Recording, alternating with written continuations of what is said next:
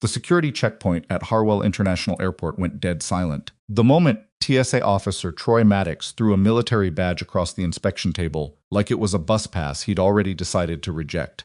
The badge skidded 3 feet and stopped against a woman's water bottle. The woman it belonged to didn't flinch, didn't reach for it, didn't make a sound. She just stood there in blue scrubs and a plain jacket, blonde hair tied back, small medical bag open on the counter in front of her, and looked at Maddox with the kind of patience that only comes from surviving things most people will never have to imagine. Around her, passengers started pulling out phones. Nobody moved to help. And then from 20 feet away, a Belgian Malinois military working dog broke formation, pulled against his handler's grip, and locked onto that woman like he already knew exactly who she was. Before we go any further, if you're the kind of person who loves stories about quiet strength, about the moment the world finally sees what it refused to look at, hit that subscribe button right now. This channel is where those stories live. Drop a like on this video, and tell me in the comments what city and country you're watching from. I want to know how far this story has traveled. Now, let's get into it. The morning Mara Calloway passed through Harwell International, she had been awake for 22 hours.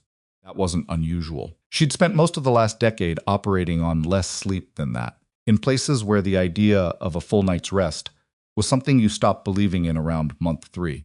She'd been running on burned coffee and a half-eaten protein bar since her connecting flight out of Reno, and the only thing she cared about in that airport was making it through security, finding a seat near her gate, and closing her eyes for 45 minutes before her next flight boarded.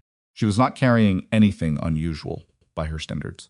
Medical bag, a trauma kit sealed in a TSA-compliant case, a set of personal documents in a waterproof sleeve tucked into the side pocket of her carry-on, and an identification badge inside a hardened credentials wallet, the kind that military personnel use because standard card holders crack in field conditions. Anyone who looked at her, she was an ordinary woman in her early 30s traveling alone on a Tuesday. Scrubs suggested nurse. The bags under her eyes suggested she worked too much. The worn edges on her jacket suggested she didn't make a habit of shopping for new ones. Maddox looked at her and saw someone who'd be easy to push around before his shift ended. She had cleared secondary without any trouble, placed her medical bag on the conveyor, and was waiting calmly on the other side when Maddox stepped in. He was the kind of officer who used his position like a tool for managing his own boredom, a man who had decided years ago that authority was something you demonstrated through small cruelties, not competence. He had a habit of pulling women traveling alone for additional screening. His supervisors had been told about it twice. Nothing had happened either time. He pulled Mara's medical bag off the conveyor and set it on the inspection table with just enough force to make the contents shift. "Whose bag is this?" "Mine," Mara said. She stepped toward the table. "Stay behind the line." She stopped. She had done this before, not at airports, but in rooms where the person holding the door wanted you to know they were the one holding it. She clasped her hands in front of her and waited. Maddox unzipped the bag. Inside were compression bandages, hemostatic gauze, 2 sealed IV lines, a trauma shear kit, a small suture set, and a set of pharmaceutical supplies in a locked medication case with a prescription authorization attached. "You a nurse or something?" "Yes, you got a medical license?" "It's in the document sleeve." "Left side pocket." He didn't go to the left side pocket, pulled out a compression bandage and turned it over in his hands like he'd never seen one before. Then he set it down on the table and reached for the medication case. "That's locked," Tamara said. "The authorization documentation is in the minus. I can see it's locked. That's why I'm asking you about it." "Stand. The authorization is attached. It covers all contents." He looked at her for a moment the way a man looks at someone he's already decided to make an example of. Then he unzipped the document sleeve himself. The credentials wallet was at the top. He pulled it out, flipped it open, and stared at the badge inside. For a second, nothing happened. Then he made a sound, not quite a laugh, more like the exhalation a person makes when they're about to say something they think is funny. "This yours?" "Yes," this says he squinted at it. "Special Medical Operations Command." "What the hell is that?" "A military designation." "Military." He said the word the way people say it when they mean the opposite. He held the badge up, tilting it. "This real?" "Yes." "Because I've been doing this job for 9 years, and I've never heard of this unit. Most people haven't." Something in his expression shifted, not curiosity, but something sharper. Annoyance.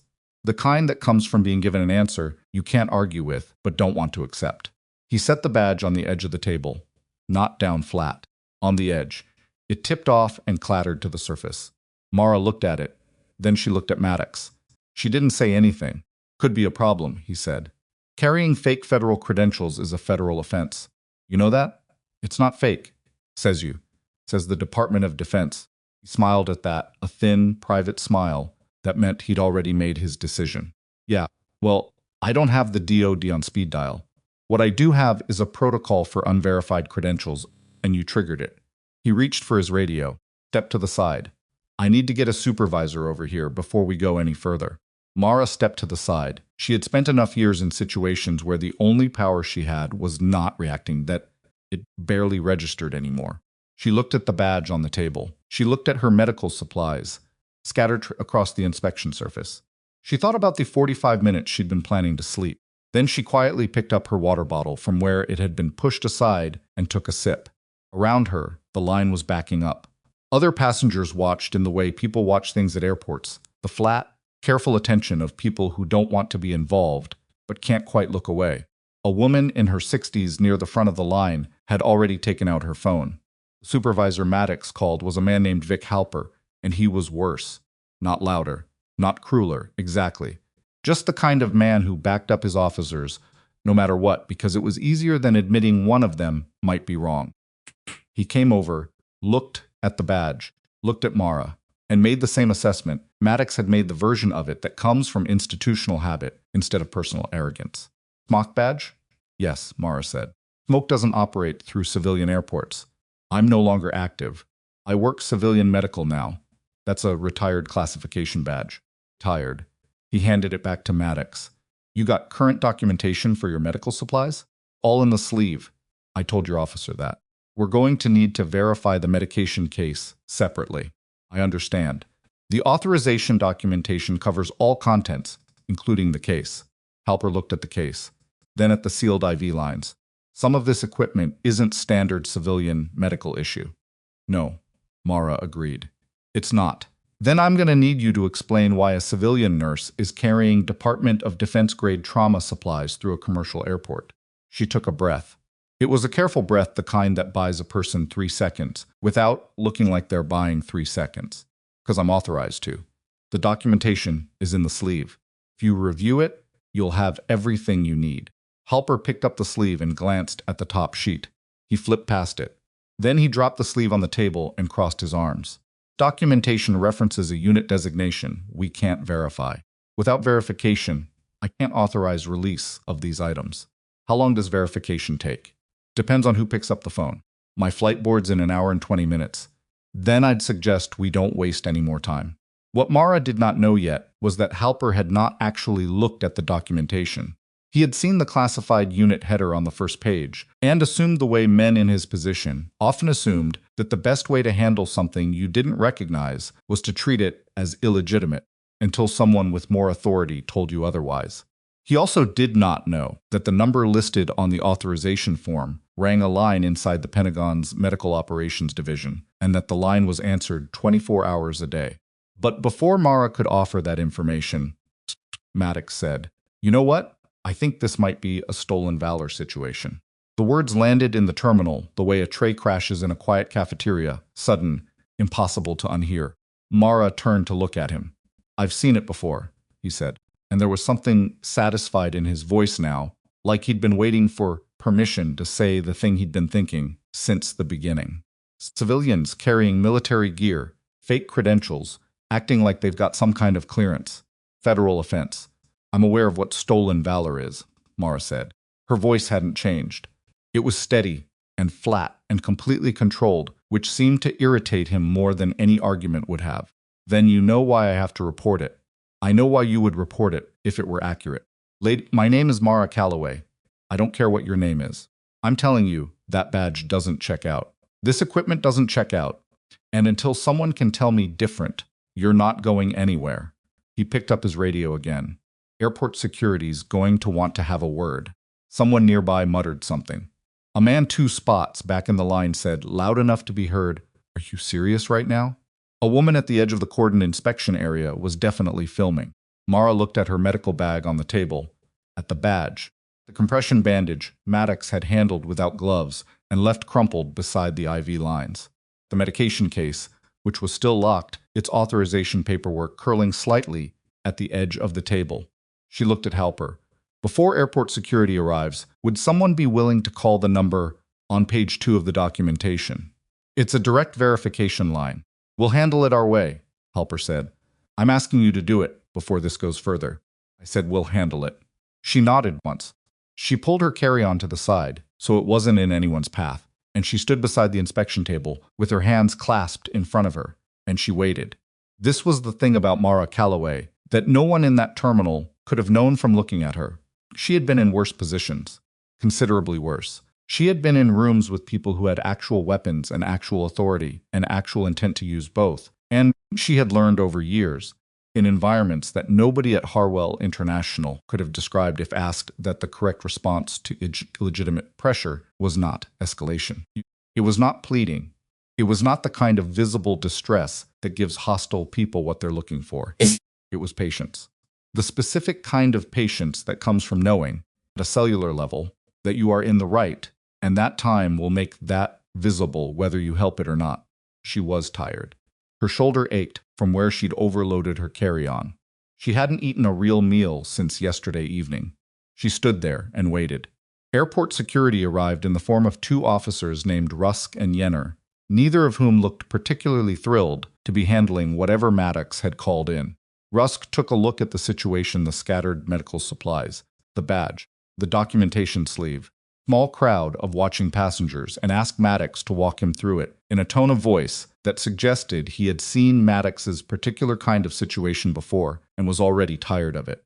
Maddox walked him through it. He used the phrase suspected stolen valor twice. He described Mara's credentials as suspicious and her attitude as uncooperative, which was so inaccurate that the woman still filming in the background made an audible sound of disbelief. Rusk looked at Mara. "Ma'am, can you tell me your name and what you do?"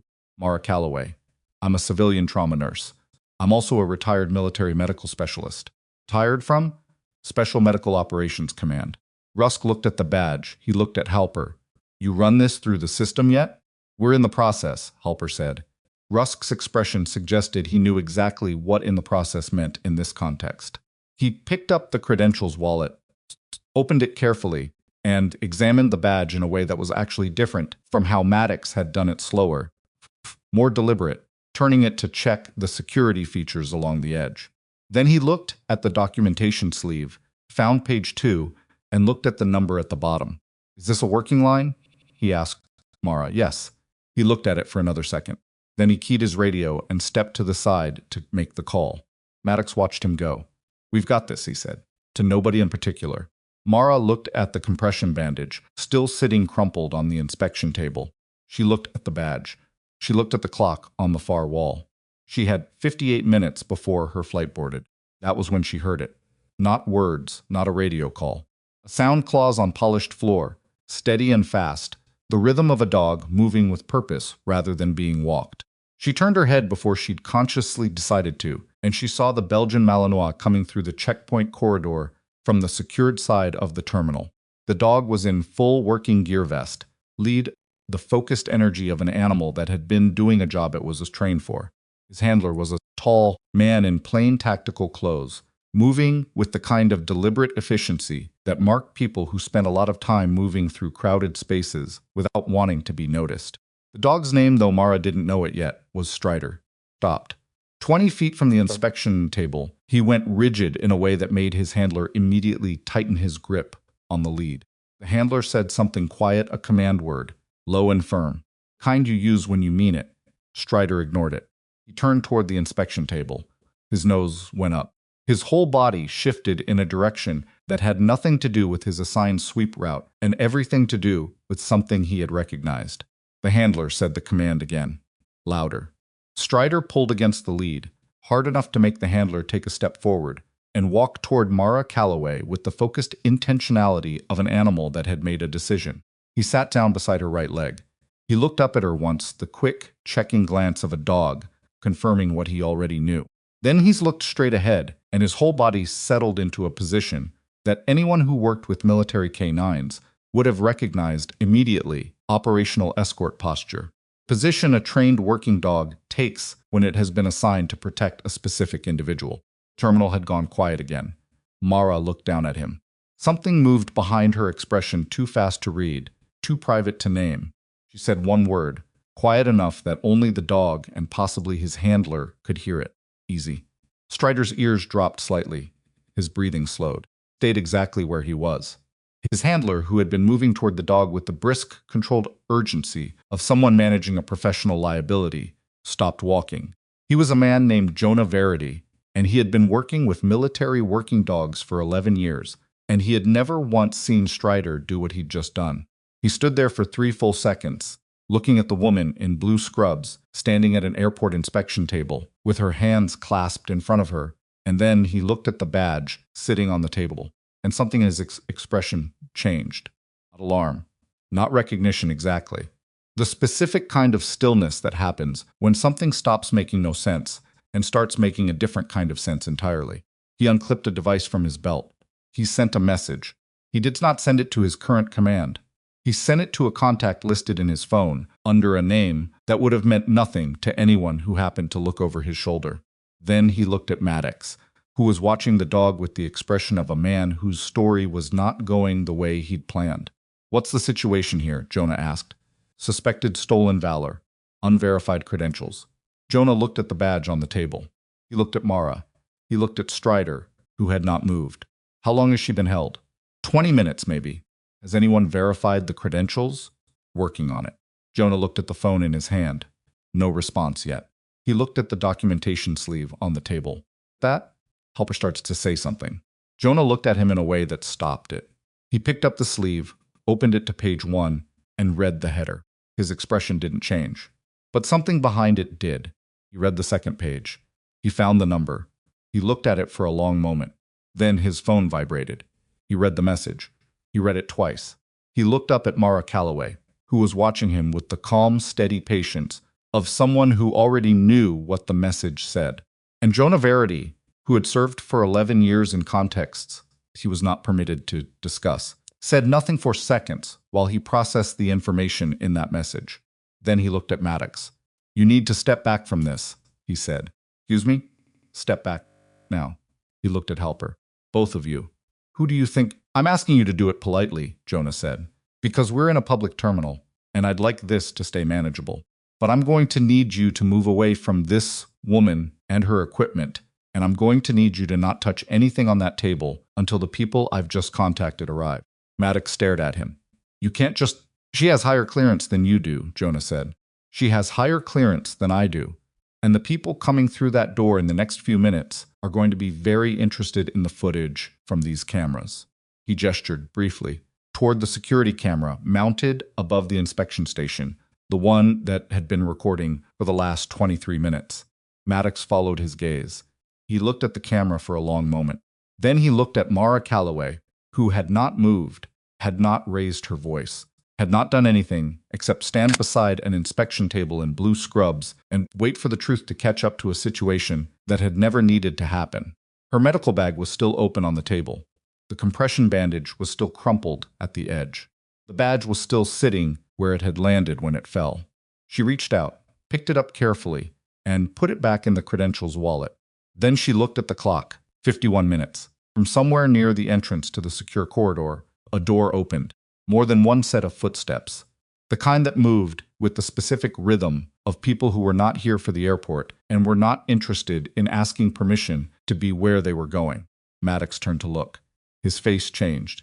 They came through the secure corridor door in a group of 4, and they were not wearing airport uniforms. 2 of them were in plain clothes, the kind of plain clothes that were too deliberately unremarkable to be accidental, dark jackets over collared shirts, no visible badges yet, but the posture of people who wore them regularly. The third was in a suit that looked like it had been put on in a hurry, a woman in her 50s with silver-streaked hair cut short and a phone already in her hand. The fourth was in military service dress, a man with the kind of posture that didn't come from a gym. It came from years of being told to hold yourself like what you were.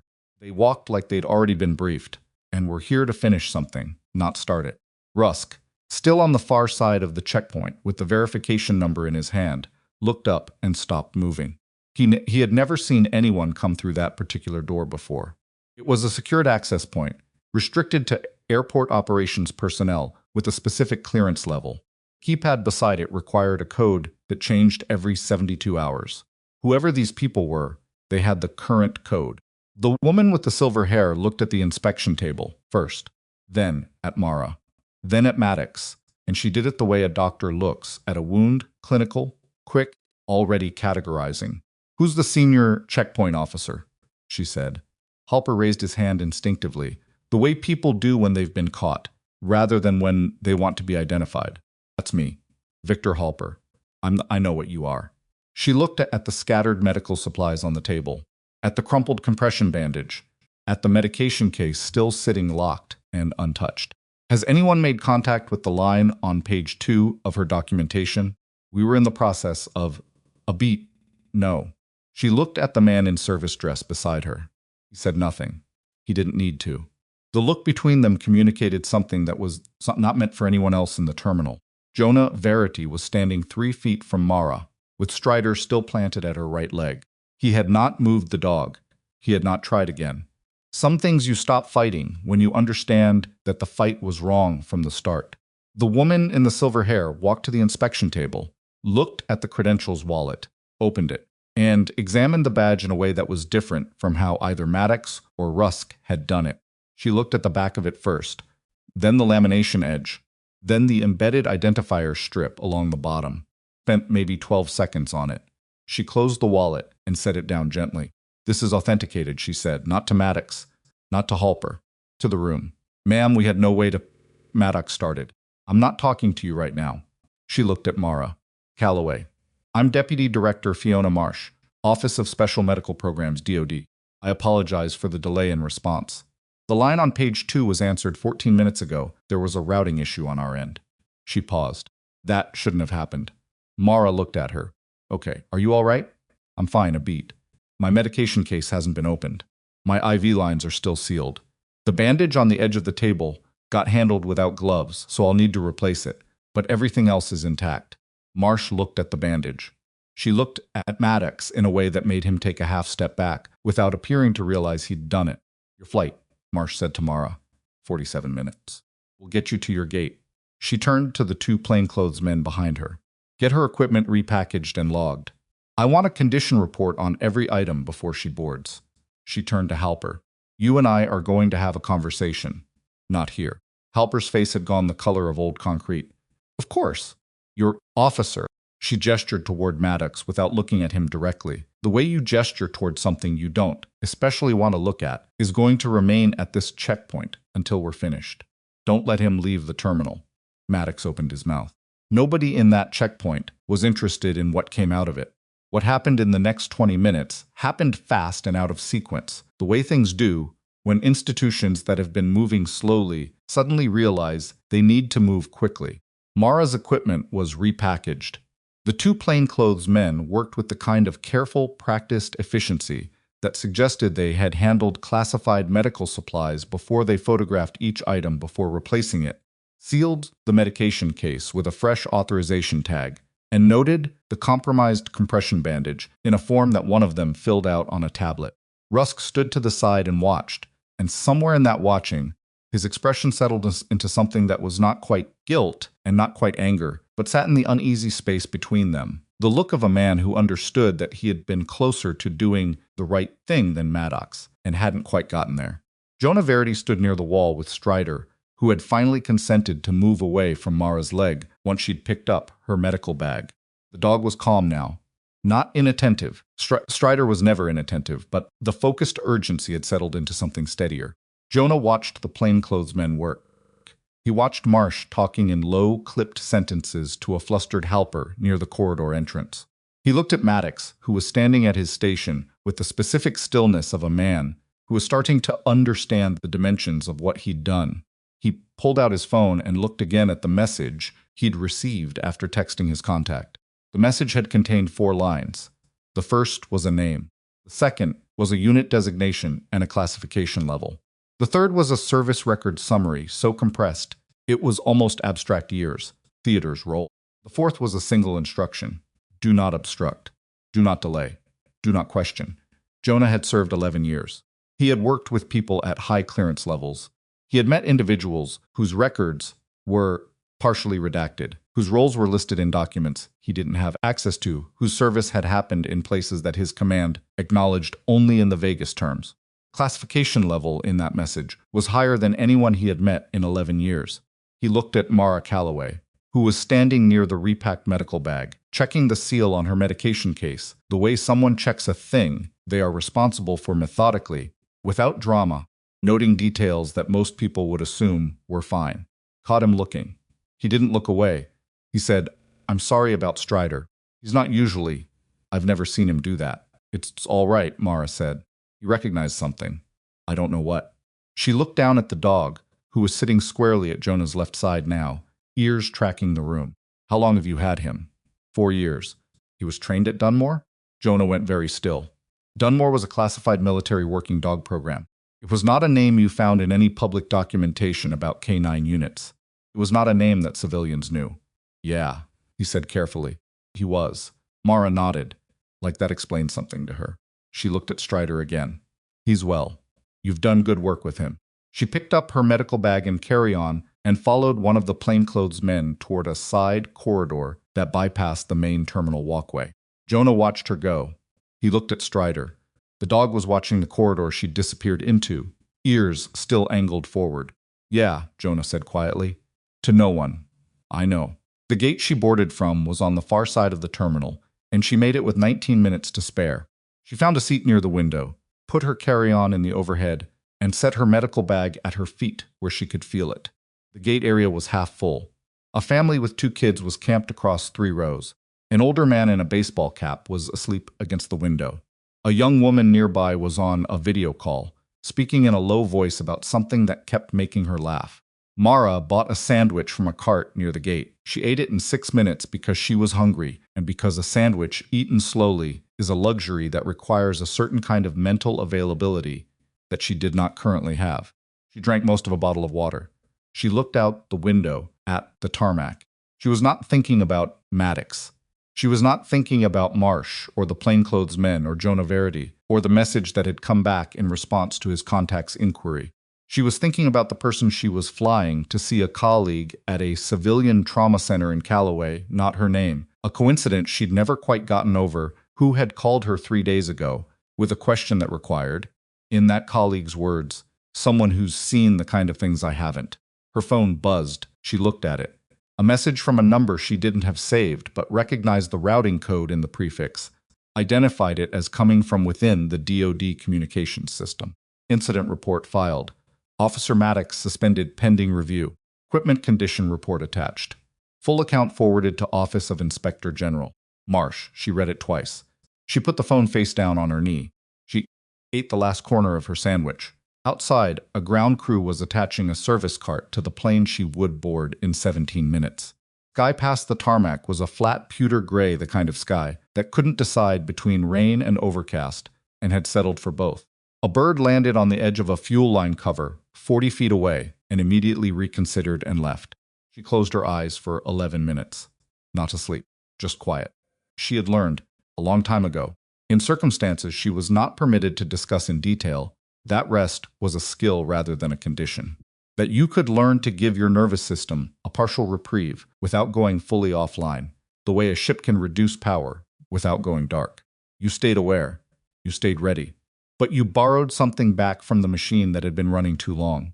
She had needed that skill more times than she could count, in more places than she could name in any public context.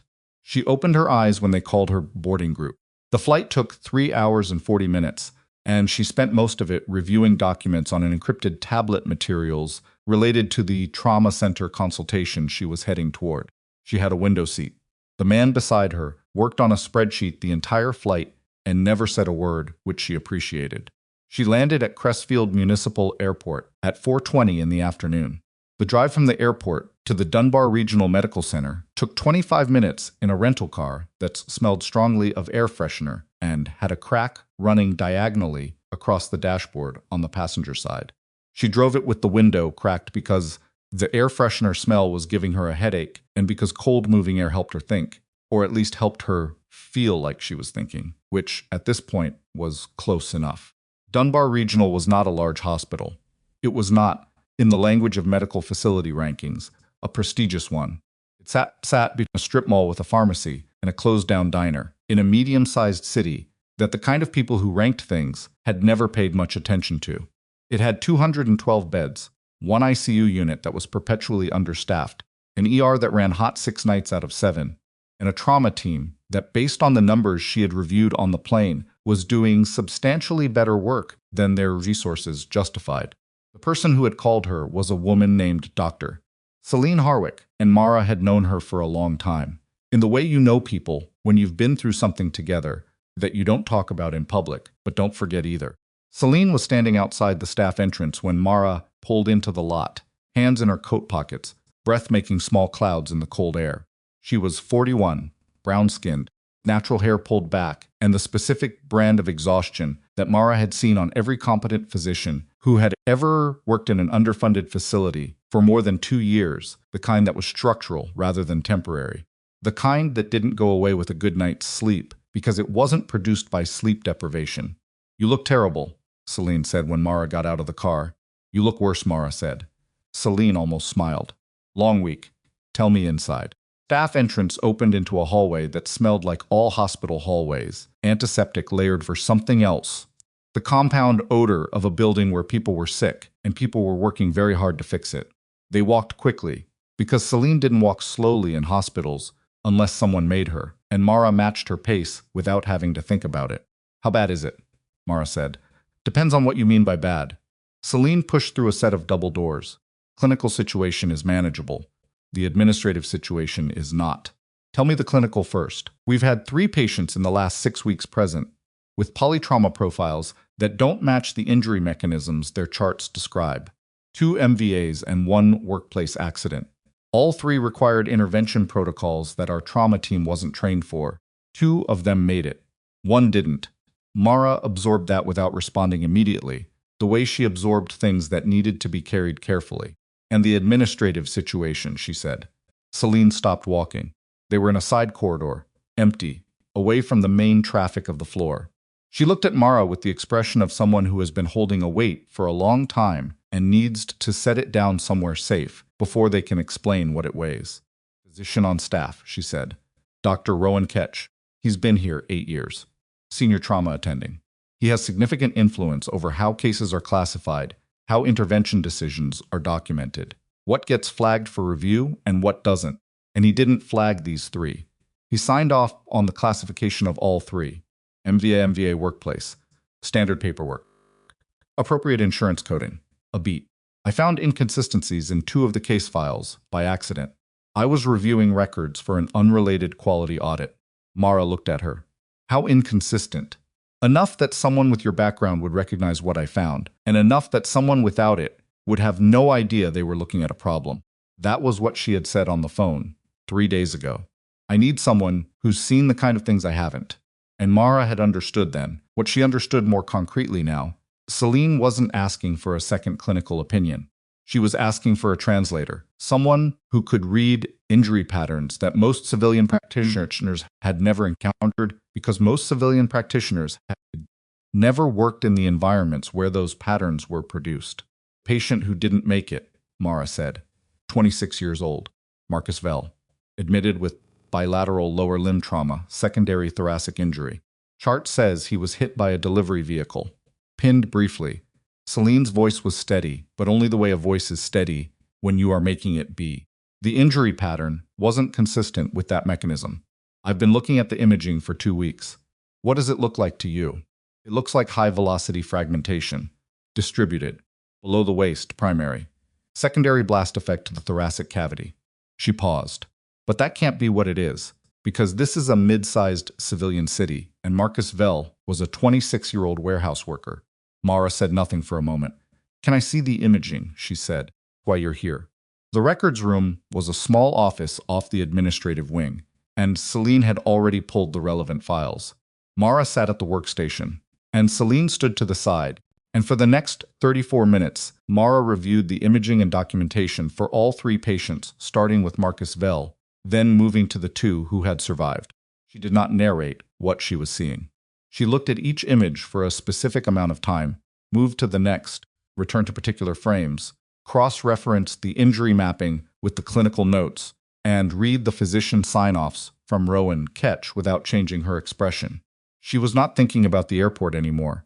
She was not thinking about Maddox or Marsh or the crumpled compression bandage on the inspection table. She was in the specific, narrow space that trauma work required, the place where what mattered was what you were looking at, not what you felt about looking at it. She finished with Marcus Vell's file. She looked at the screen for a long moment. "Where's Ketch now?" she said.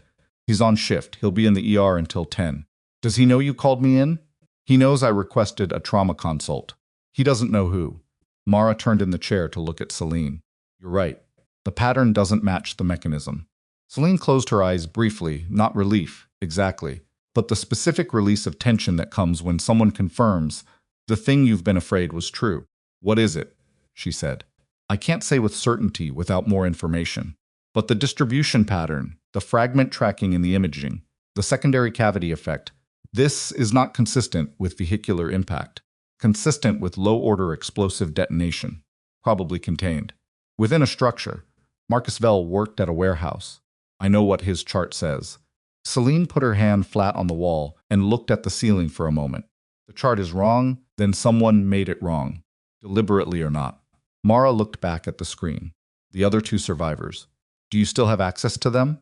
"One was discharged 6 days ago. One is still inpatient. Room 314. I need to talk to him. Ketch is his attending." "I know." Mara stood up. She picked up her medical bag from beside the chair. "Celine, the 3 cases.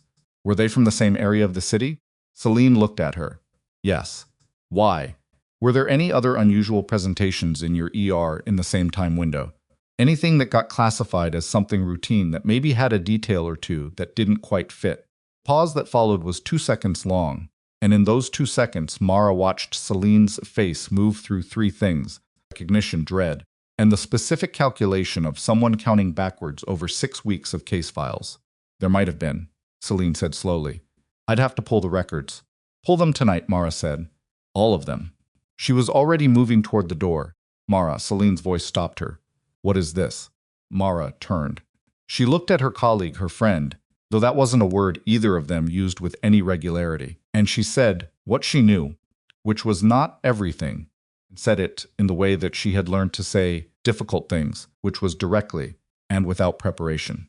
"I don't know yet, but someone in this hospital has been classifying injuries in a way that makes them disappear into normal paperwork, and the injuries themselves are not normal." She paused. "How well do you know Ketch?" Celine looked at her for a moment. "Well enough to know he's careful." "That's not what I asked." Another pause. Shorter this time. "I don't know him as well as I thought I did." Mara nodded once. She pushed through the door into the corridor. She found the elevator to the 3rd floor, rode it up alone, and walked the corridor toward room 314. The floor was quieter, at this hour shift change approaching, the mid-evening lull before night visit started. A nurse at the station looked up when she passed and looked back down at her screen without any particular attention. Room 314 was private.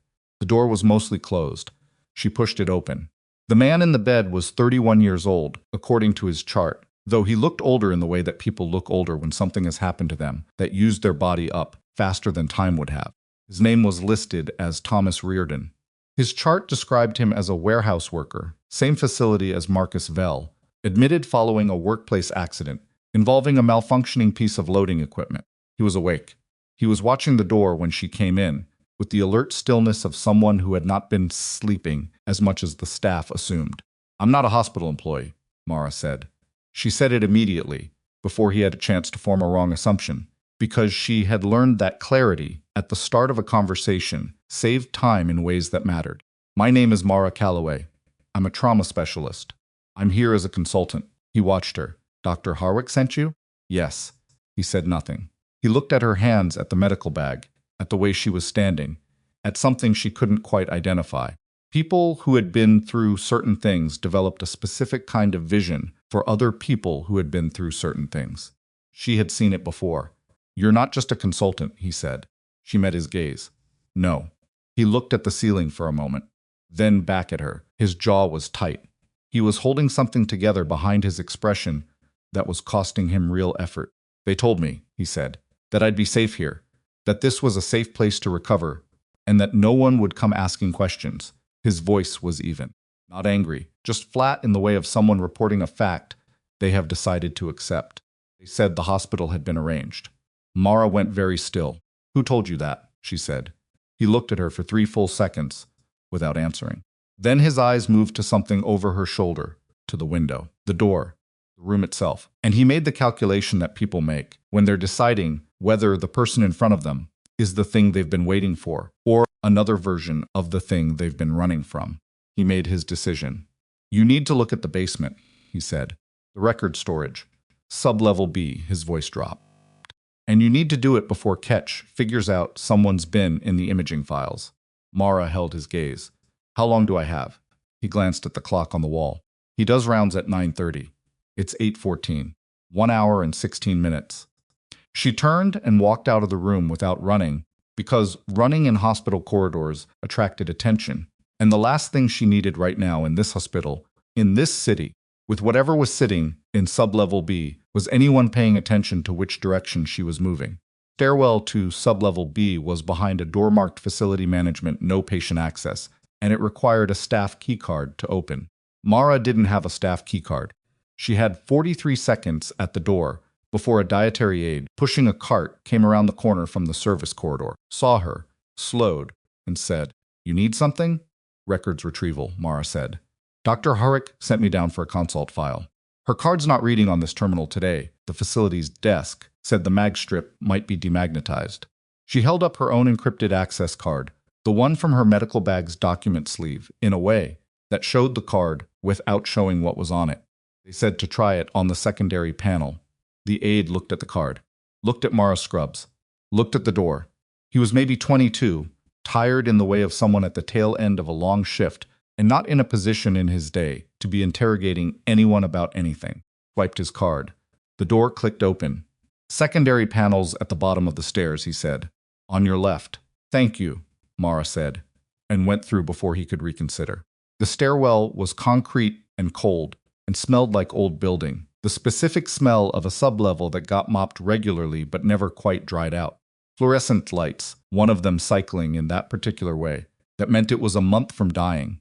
She went down 1 level, then a second, and pushed through the door at the bottom into sublevel B. It was a long corridor, gray walls, metal shelving units running along both sides, stacked with labeled archive boxes, patient records from years prior, equipment logs, maintenance files. Kind of records that hospitals generated in volume and stored in bulk, and nobody went down to look at unless they were auditing something. She stood in the doorway and looked at the length of it. Reardon's had said the basement. Sublevel B. He hadn't said where in sublevel B, which meant either he knew she'd be able to find it, or he didn't know where specifically it was. He just knew it existed. She walked slowly, reading the labels on the archive boxes. Patient records were dated and alphabetized, organized by year, going back almost 2 decades. Nothing unusual in the first section. Nothing unusual in the second. She stopped. At the far end of the corridor, past the last shelving unit, there was a secondary space, not a room exactly. More of an alcove built into the concrete where the building's original plans had probably indicated something mechanical. The shelving in this section was different from the rest. Newer. The boxes were labeled with a different font printed rather than handwritten, and the labeling system was not consistent with the hospital's standard records classification. She pulled the nearest box. Inside were medical files, but not organized the way hospital records were organized. They were grouped by date rather than patient name. The dates ran across a 6-week window that matched exactly what Celine had described, the same period that had produced Marcus Vell, and the 2 surviving patients, and the inconsistent case classifications. Pulled the first file. The patient name was different from any of the 3 Celine had mentioned. The admission mechanism listed was a fall workplace, non-vehicular. The injury documentation was consistent with that description on the surface, but the imaging reports had a notation in the margin that was not standard hospital formatting. Handwritten. 2 words and a number that she didn't recognize as a standard medical code. Pulled another file. Different name. Admission listed as assault. Injury pattern documented as blunt force. Multiple sites. The imaging told a different story. The distribution was too organized for random assault, too specifically patterned. Pulled a third. This one had a sticky note on the inside cover. Sticky note had a name on it, not a patient name. A physician name. Dr. Rowan Ketch. She stood in the cold sublevel with 6 files open across the top of the shelving unit and understood, in the methodical way, she understood things that needed to be understood without the interference of feeling, at least for her. Now that what she was looking at was a system, not a series of individual errors. A system. Someone had been routing patients into this hospital with prefabricated injury narratives, and someone inside the hospital had been receiving them and processing them through documentation that made them invisible. Question was what the patients actually were. She looked at the imaging notation again, the 2 words, and the number she didn't recognize. Pulled out her encrypted tablet and ran the code against a reference database she had access to through her DoD clearance. The result came back in 11 seconds. It was not a medical code. It was an operational designation, the kind used by certain agencies to tag individuals associated with ongoing field operations. She had seen the format before, in a different context, years ago, in circumstances she was not permitted to describe in any non-classified environment. These patients were not random civilians with work accidents, operatives, or had been, or were adjacent to people who were. Someone was running an off-the-books medical recovery operation through Dunbar Regional, and they had an inside physician managing the documentation, and at least one of the people in their care had died. Marcus Vell, 26 years old, listed as a warehouse worker, and his death had been filed as a standard workplace fatality with a clean insurance code. She photographed all 6 files with the tablet's secure camera. She was replacing the last box when she heard the door at the top of the stairwell open. Footsteps.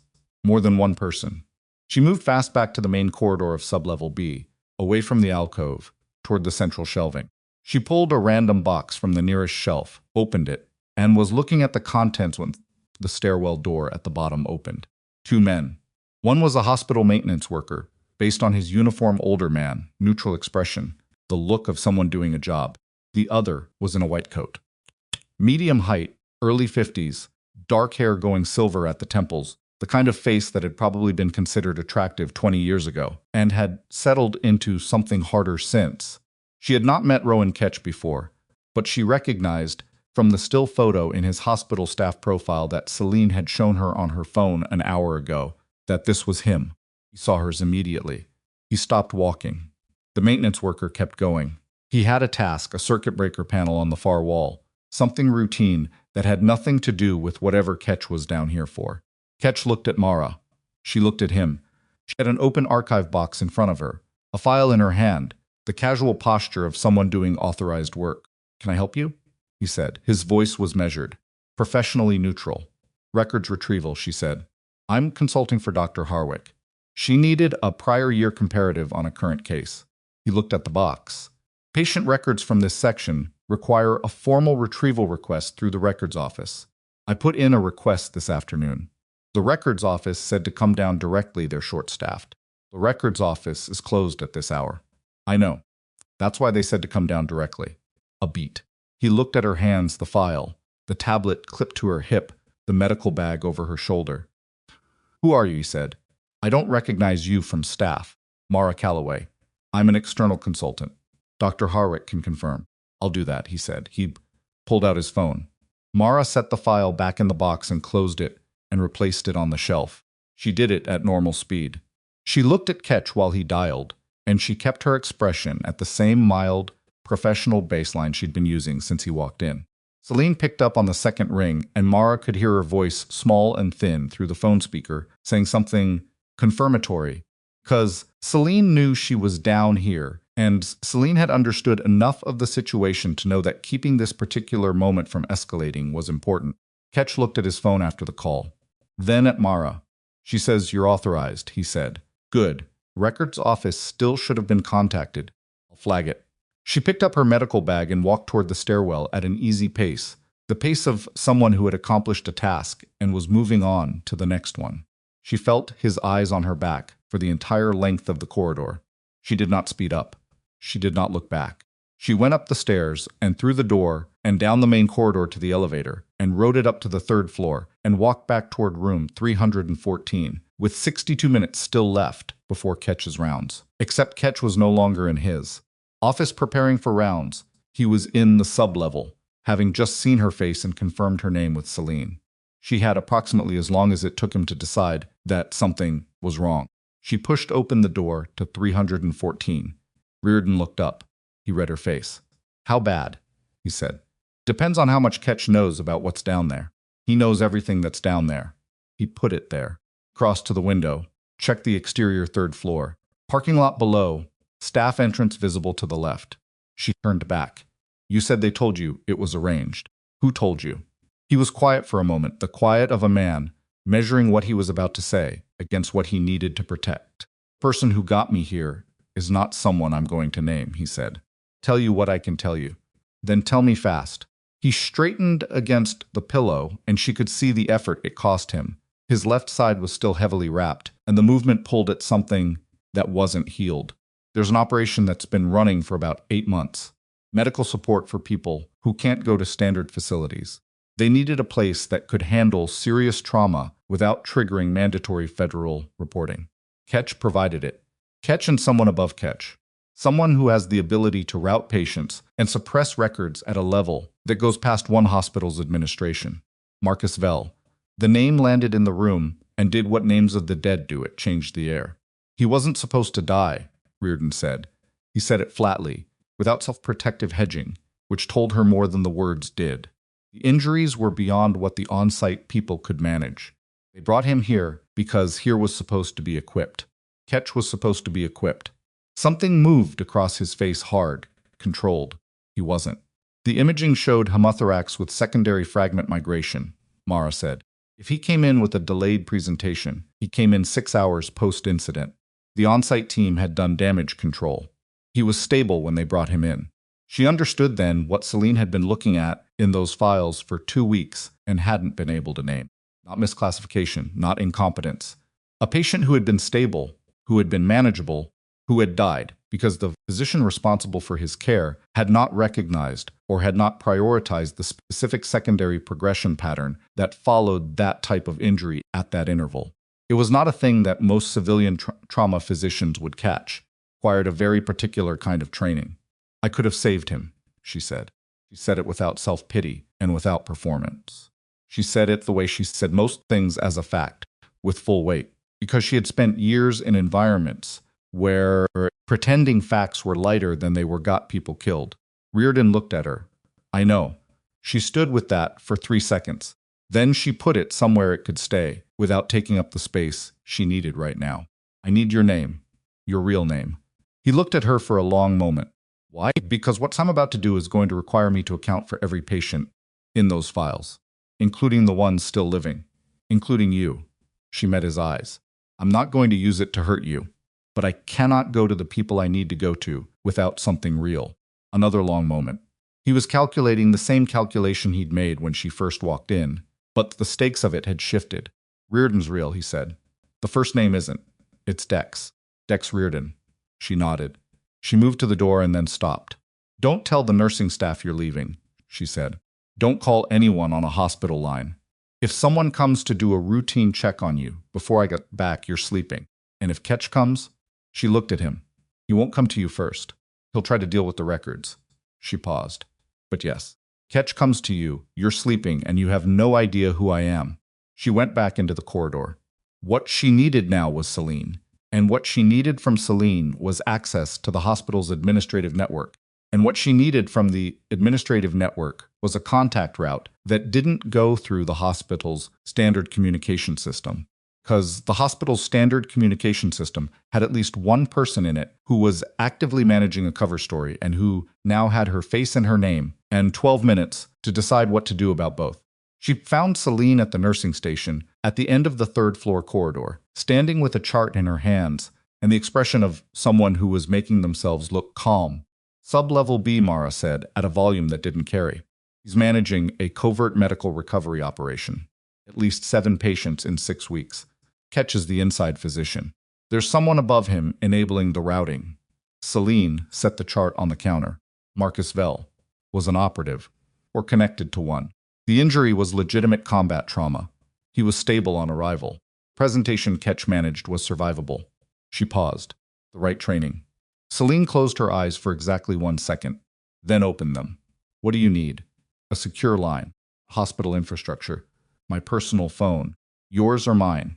But I need you to take me somewhere. Ketch won't come looking in the next 15 minutes. My office. It's off the administrative wing. He doesn't have a reason to go there after hours. They moved.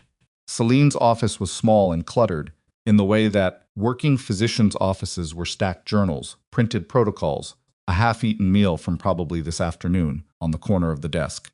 Mara closed the door and locked it and pulled out her own phone and made the call. It rang twice. Marsh picked up. Calloway. No surprise in her voice.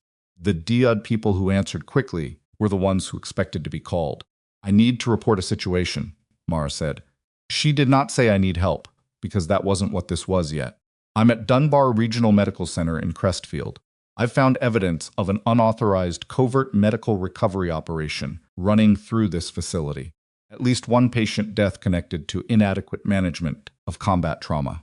The inside physician is Dr. Rowan Ketch. There's a higher-level handler I haven't identified. Pause. Brief. How solid? Photographed files. Operational designation codes on imaging records. Direct patient contact with a surviving individual who confirmed the operation's existence. Name on the operation? Unconfirmed. The patients are being routed in with fabricated civilian injury narratives. Another pause longer. Calloway. Do you have a safe position right now? I'm with a colleague in a secured office. The inside physician saw me in the records area approximately 25 minutes ago. He confirmed my identity via my colleague. He knows I'm in the building. Then you have less time than you think. Something changed in Marsh's voice, not urgency exactly, but focus that had been at 80% going to 100. I'm going to make 2 calls. I need you to stay where you are for 40 minutes.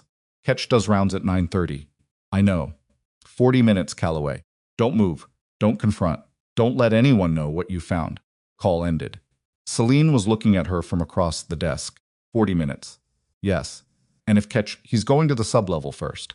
He needs to assess whether I saw something or whether I was just doing what I said I was doing. Asa sat down in the chair across from the desk. She was aware of a low-grade tension in her shoulders and a specific kind of alertness behind her eyes, not fear, but the body's version of systems online, the state that she had spent years learning to operate inside rather than fighting. Careful man. You said so. Yes. Then he won't move against me directly without confirmation that there's something to move against. He'll spend the next 20 minutes in that sublevel trying to figure out what I touched. And the files? I didn't take them, I photographed them. She paused. He won't know that from looking. Celine absorbed this.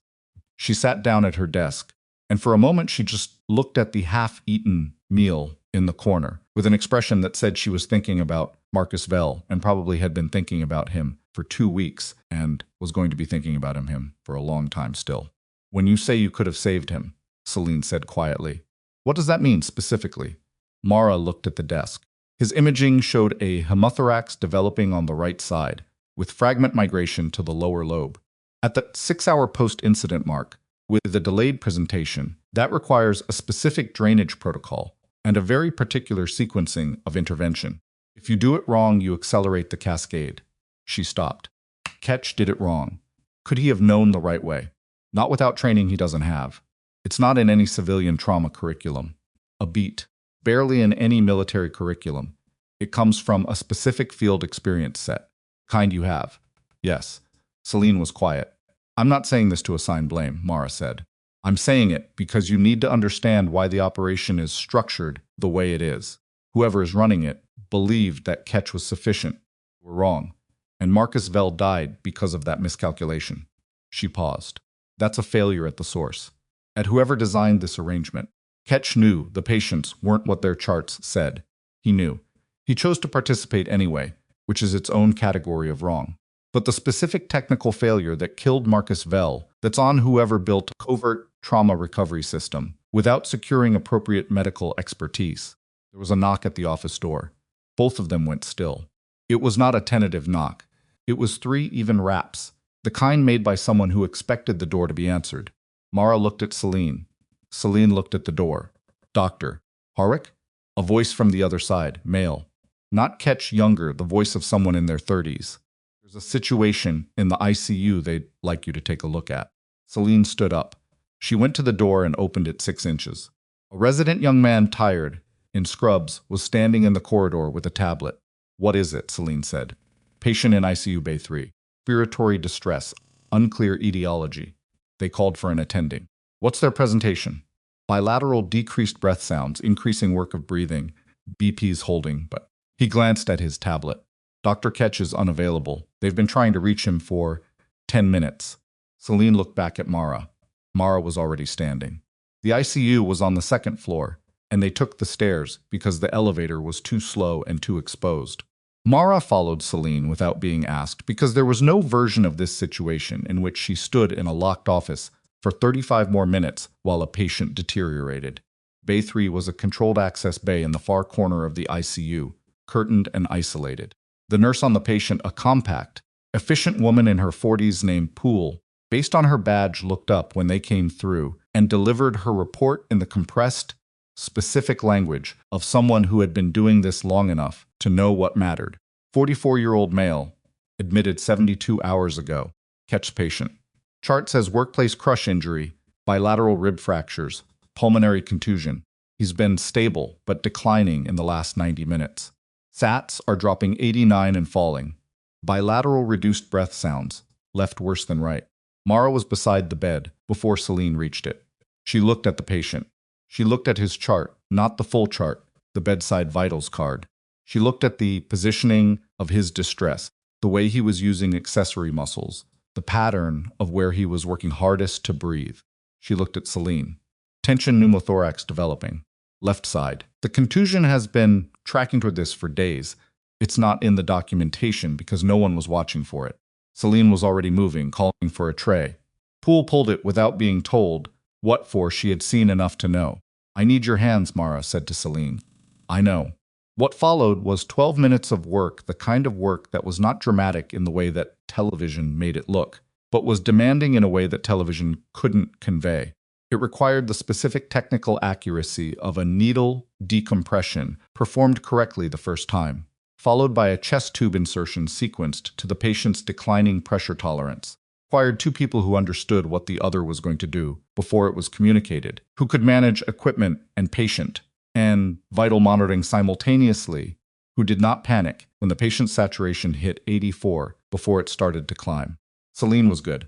She was better than Mara had expected from a civilian practitioner, and she had expected a lot. The patient's SATs came back up to 93, then 96. He was not awake during the procedure. He was sedated enough that he would not remember it. Poole was on documentation, logging every step with the automatic efficiency of someone who had the rhythm of it. Mara stepped back from the bedside and stripped her gloves. She looked at the patient. His chart called him Gerald Marsh. No relation to the deputy director. Workplace crush injury. Dunbar Regional. Ketch patient, 72 hours inpatient. Developing tension pneumothorax that had been invisible in the documentation because the documentation had been designed to look like something it wasn't. She knew what he was. The imaging pattern. The injury distribution beneath the surface description. He's a third one, she said to Celine quietly. Celine, gloves off, looking at the stabilizing vitals, said nothing for a moment. Then I know. Ketch knew this was developing and didn't address it. Either didn't know or didn't care. He knew, Marissa said. He's a careful man, you said. She looked at the clock on the ICU wall. 9:17. Ketch round started at 9:30. But Ketch was not in the sublevel anymore. She would bet on that. He was careful, and careful men did not stay in a compromised location longer than necessary. He had assessed the sublevel, made his determination about what she had or hadn't seen, and was now somewhere in this building, deciding what the next move was. Except that his patient in ICU Bay 3 had just been decompressed by someone other than him. And Poole had logged every step, and the log had a timestamp, and the timestamp would tell anyone who looked at it exactly when and by whom the intervention had been performed. He would know within minutes of starting his rounds. She looked at Celine. We need to move Reardon. Move him where? Somewhere Ketch can't access him without going through people who aren't part of this. She paused. Does this ICU have a bay that requires attending level authorization for entry? Bay 7. It's the isolation bay. Requires 2 physician sign-off. Get him moved now. Before rounds. I need a clinical justification.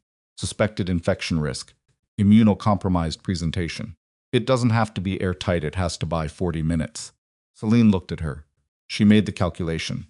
She pulled out her phone and made the call. Mara walked to the window of ICU Bay 3 and looked out at the corridor. Corridor was empty. The night shift was quiet. Clock on the wall read 9:19, 11 minutes to rounds. She watched the corridor and thought about what Ketch would do when he discovered that his patient had been stabilized by someone who shouldn't have been in this hospital at all, who had also been in his sub-level records, who had a DOD medical clearance and a name that was now attached to a report sitting in Fiona Marsh's incoming communications. She thought about what he would do when he understood that what he had built here, the careful architecture of misdirection and classification, had been seen.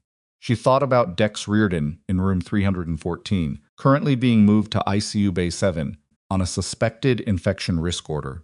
She thought about Marcus Vell, 26 years old, stable on arrival, dead at 71 hours. She was still looking at the corridor when a figure appeared at the far end of it. White coat, dark hair going silver. The specific controlled walk of someone who had been moving fast and had decided, in the last 10 meters, that moving fast was wrong. Rowan Ketch looked at the window of Bay 3. He looked at Mara Calloway standing on the other side of it. They were 40 feet apart, and a wall of glass between them, and he knew she could see it in the precise change of his posture, the way the calculation finished behind his eyes. He knew exactly what had happened in the last 12 minutes. And his right hand moved to the phone in his coat pocket. He was not calling the nursing station. She looked at his face through the glass and understood, with the specific clarity of someone who had spent years reading intent in environments where misreading it was fatal, that whoever he was calling was not inside this hospital. She didn't wait for him to finish the call. She turned from the window and crossed ICU Bay 3 in 4 steps and pushed through the door into the corridor.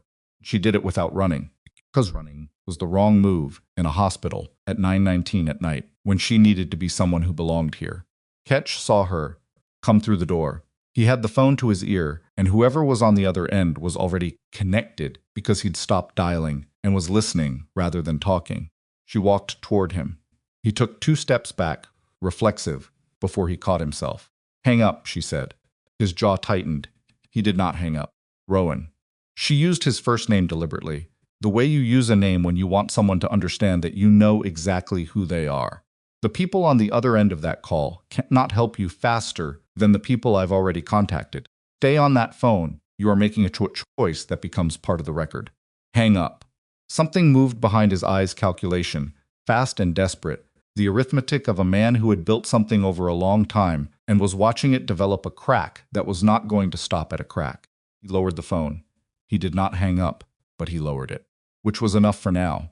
Who are you? He said. His voice was still professionally controlled, but only just. Someone who spent 3 hours in your sub-level records and knows exactly what those files represent. She stopped 4 feet from him. I also know what happened to Marcus Vell, and I know that the patient in Bay 3 would have arrested before morning if no one had decompressed him.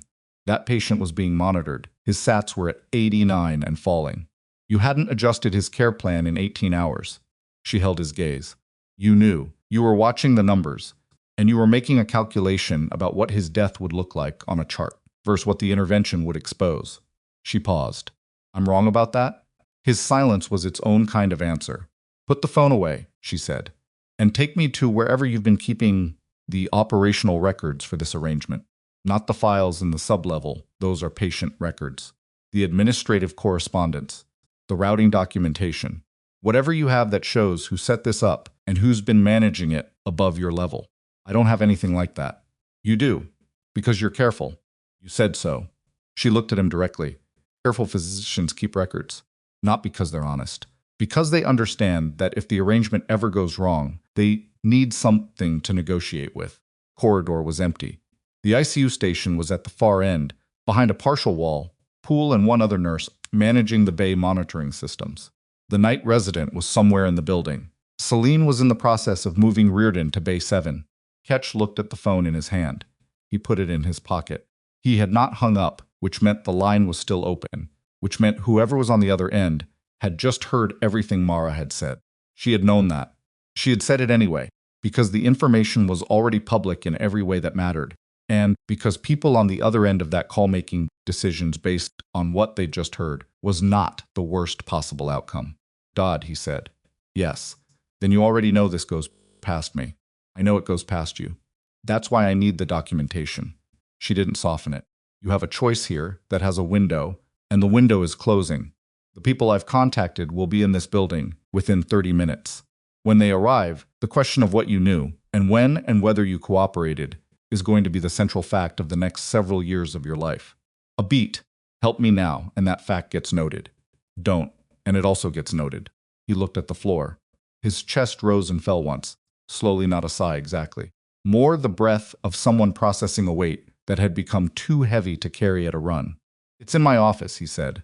Locked drawer, left side of the desk. Take me there. They walked to his office without speaking. It was on the second floor. On the administrative side, not large, not as cluttered as Celine's, a room kept with the deliberate tidiness of someone who managed their environment because they could not always manage everything else. He unlocked the door, went to the desk, used a key from his coat pocket on the bottom left drawer. Inside was a sealed envelope, letter-sized, thick, and beneath it a portable drive in a hard case. He set both on the desk and stepped back. Mara photographed the drawer's contents before she touched anything. Then she picked up the envelope first, opened it, and read the first 3 pages, standing at his desk, while Ketch stood near the window and said nothing. The documentation was exactly what she had expected, and worse than she had hoped. The operation had a name, Parcel. It had a structure, a coordinating entity she didn't recognize at the top. Below it, a logistics layer that handled patient transport and identity fabrication. Below that, Ketch and Dunbar Regional as the medical recovery node. Below that, a network of at least 2 additional facilities in other states that she hadn't known about until this moment. Correspondence was detailed. Ketch was not the architect, he was a node, recruited 18 months ago by someone identified in the documents, only by a designation, Control 7. The letters were clinical and operational in tone. The way communications between professionals in covert arrangements tend to be no emotion, no justification, just the transactional language of a system that had decided its purpose was legitimate and proceeded accordingly. Marcus Vell's name was in the correspondence. So was the name of the person who had arranged his transport to Dunbar Regional. So was the post-mortem instruction. Classify as standard industrial fatality. Close file, no flags. She read that line twice. She put the papers back in the envelope without changing her expression, though it cost her something to do it. Picked up the portable drive. What's on this? She said. Communication logs. Everything that came in through the secure channel. Audio files from the first 6 weeks they required verbal confirmation on routing decisions. You recorded them. Yes. Did Control 7 know? No, she looked at him. He was standing near the window with his arms at his sides, looking at the floor, not in the way of a man who was ashamed, though maybe some of that, but in the way of a man who had been holding something at arm's length for a long time and had just put it down and was now looking at his hands. Why, she said.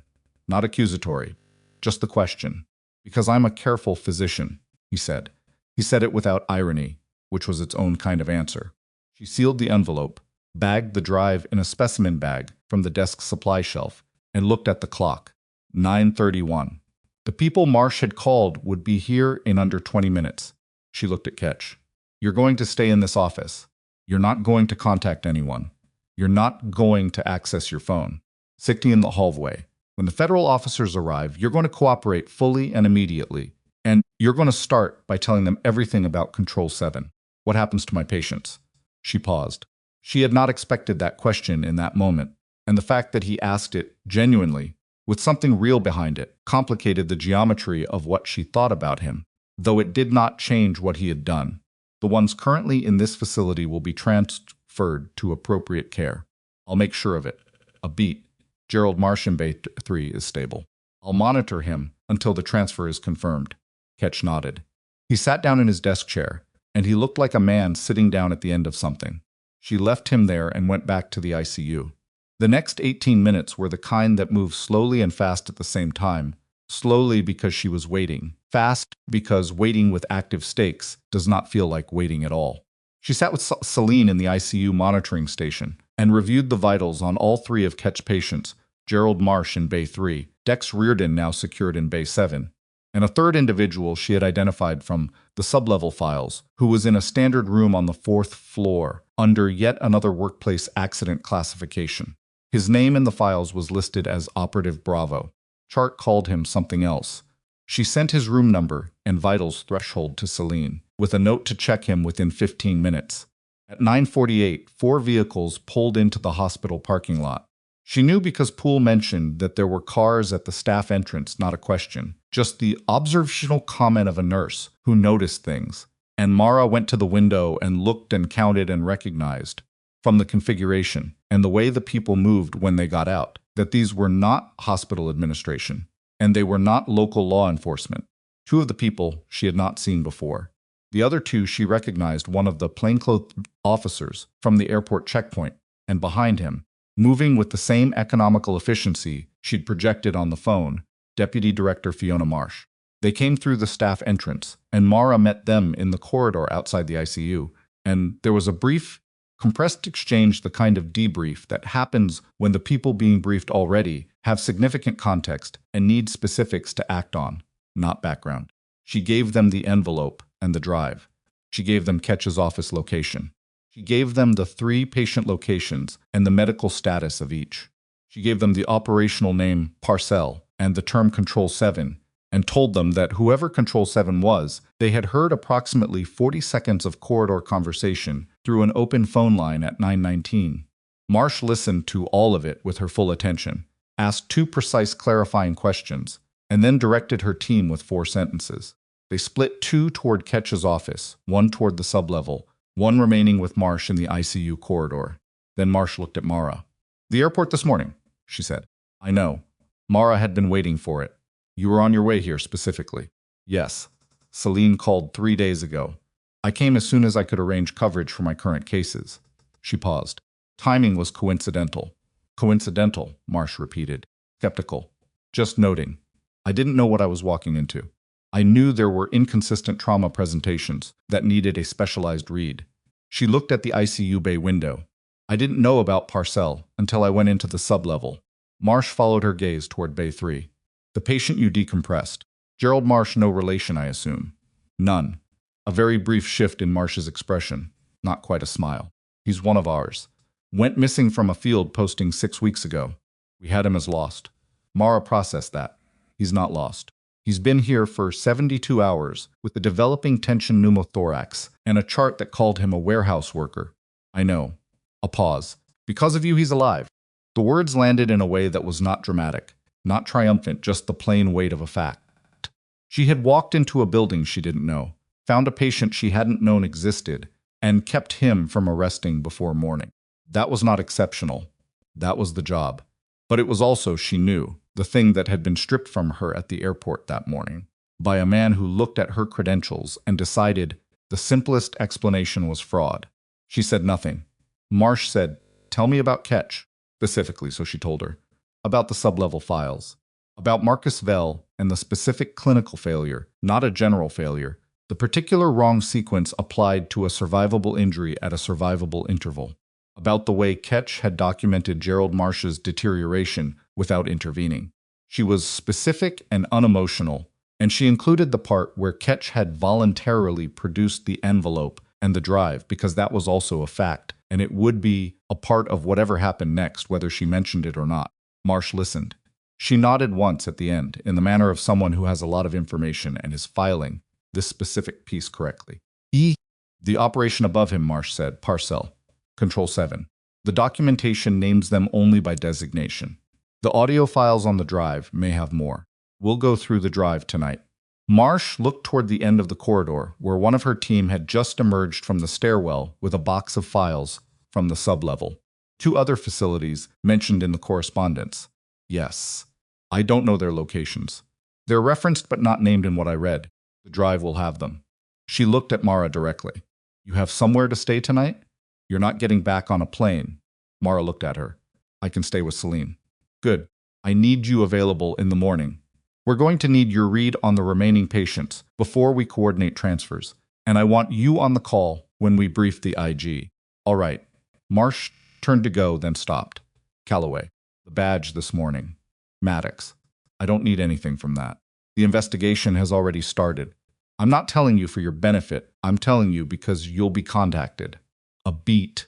And because you should know that the security footage has been reviewed. Several independent witnesses corroborated everything. He has no version of today that works for him. She said it matter-of-factly, the way you report a clinical finding. The way facts were reported when they had been verified, and the verification was complete. Mara nodded. Marsh went down the corridor with her team and left Mara standing outside the ICU with the specific feeling of a situation that had passed its acute phase, not over, not resolved, but past the moment where the worst things could still happen freely. She went back into the ICU. Poole was at the station, documenting. Bay 3's vitals were stable. The monitor showed Gerald Marsh's SATs holding at 97, his respiratory rate down to 16, his pressure normalized. She stood at the monitoring board for a while and let herself look at those numbers. It was 10:14. She had been awake for 29 hours. She pulled a stool from behind the station and sat down. She looked at the vitals. She thought about the morning in the airport, the badge on the table, the compression bandage crumpled at the edge of the inspection surface. She thought about Dex Reardon in Bay 7 and the calculation he'd made about whether she was safe to talk to. She thought about Marcus Vell, whose file she had opened in a cold sublevel, whose operational designation code she had looked up on an encrypted tablet, whose death had been classified as an industrial fatality with a clean insurance code. 26 years old. She thought about all of it, without trying to make it into something other than what it was. Then Poole put a cup of coffee on the station counter, near her elbow, without making it a thing, and said, "Vitals check on Bay 7 in 15. You want me to pull them, or you want to walk it yourself?" "I'll walk it," Mara said. "Okay." Poole went back to her documentation. Mara drank half the coffee. It was bad coffee, the kind made in a machine that had been running since 6 in the morning, over-extracted and slightly burnt. She drank it anyway. Then, at 10:41, Celine appeared in the ICU doorway with an expression that was not alarmed but was something adjacent to it, not clinical urgency, something more contained. Crossed to the monitoring station and lowered her voice. "There's someone at the staff entrance," she said, "asking for you specifically." "One of Marsh's people?" He showed credentials. "But they're not DOD. A pause. "He's asking for you by full name," he said. She looked at the notation on her phone to tell you that Control 7 sends his regards. The ICU was quiet. The monitor beeped the steady rhythm of Gerald Marsh's recovering vitals. Somewhere on the floor above, a door opened and closed. Mara set down the coffee cup. She looked at the ICU bay window, the 4 bays, the monitoring board, the patient stabilized and transferred and accounted for. Then she looked at Celine. "What entrance?" she said. "South, the loading dock side. He's alone as far as the camera shows." Alone. A man who had been on the other end of a phone call 40 minutes ago, who had heard her tell Ketch exactly what she'd found and who she'd reported it to, who had then somehow identified the specific building she was in and driven to it and presented himself at the staff entrance and asked for her by name. Not running, not hiding, asking for her by name. She stood up from the stool. "Keep the ICU locked," she said to Poole. "Both access doors. Nobody in or out without attending authorization until I clear it." Poole looked at her once sharp, evaluating. Then she reached under the station desk and engaged the electronic lock on the bay access door without asking why. Celine followed Mara into the corridor. "You're not going down there alone," she said.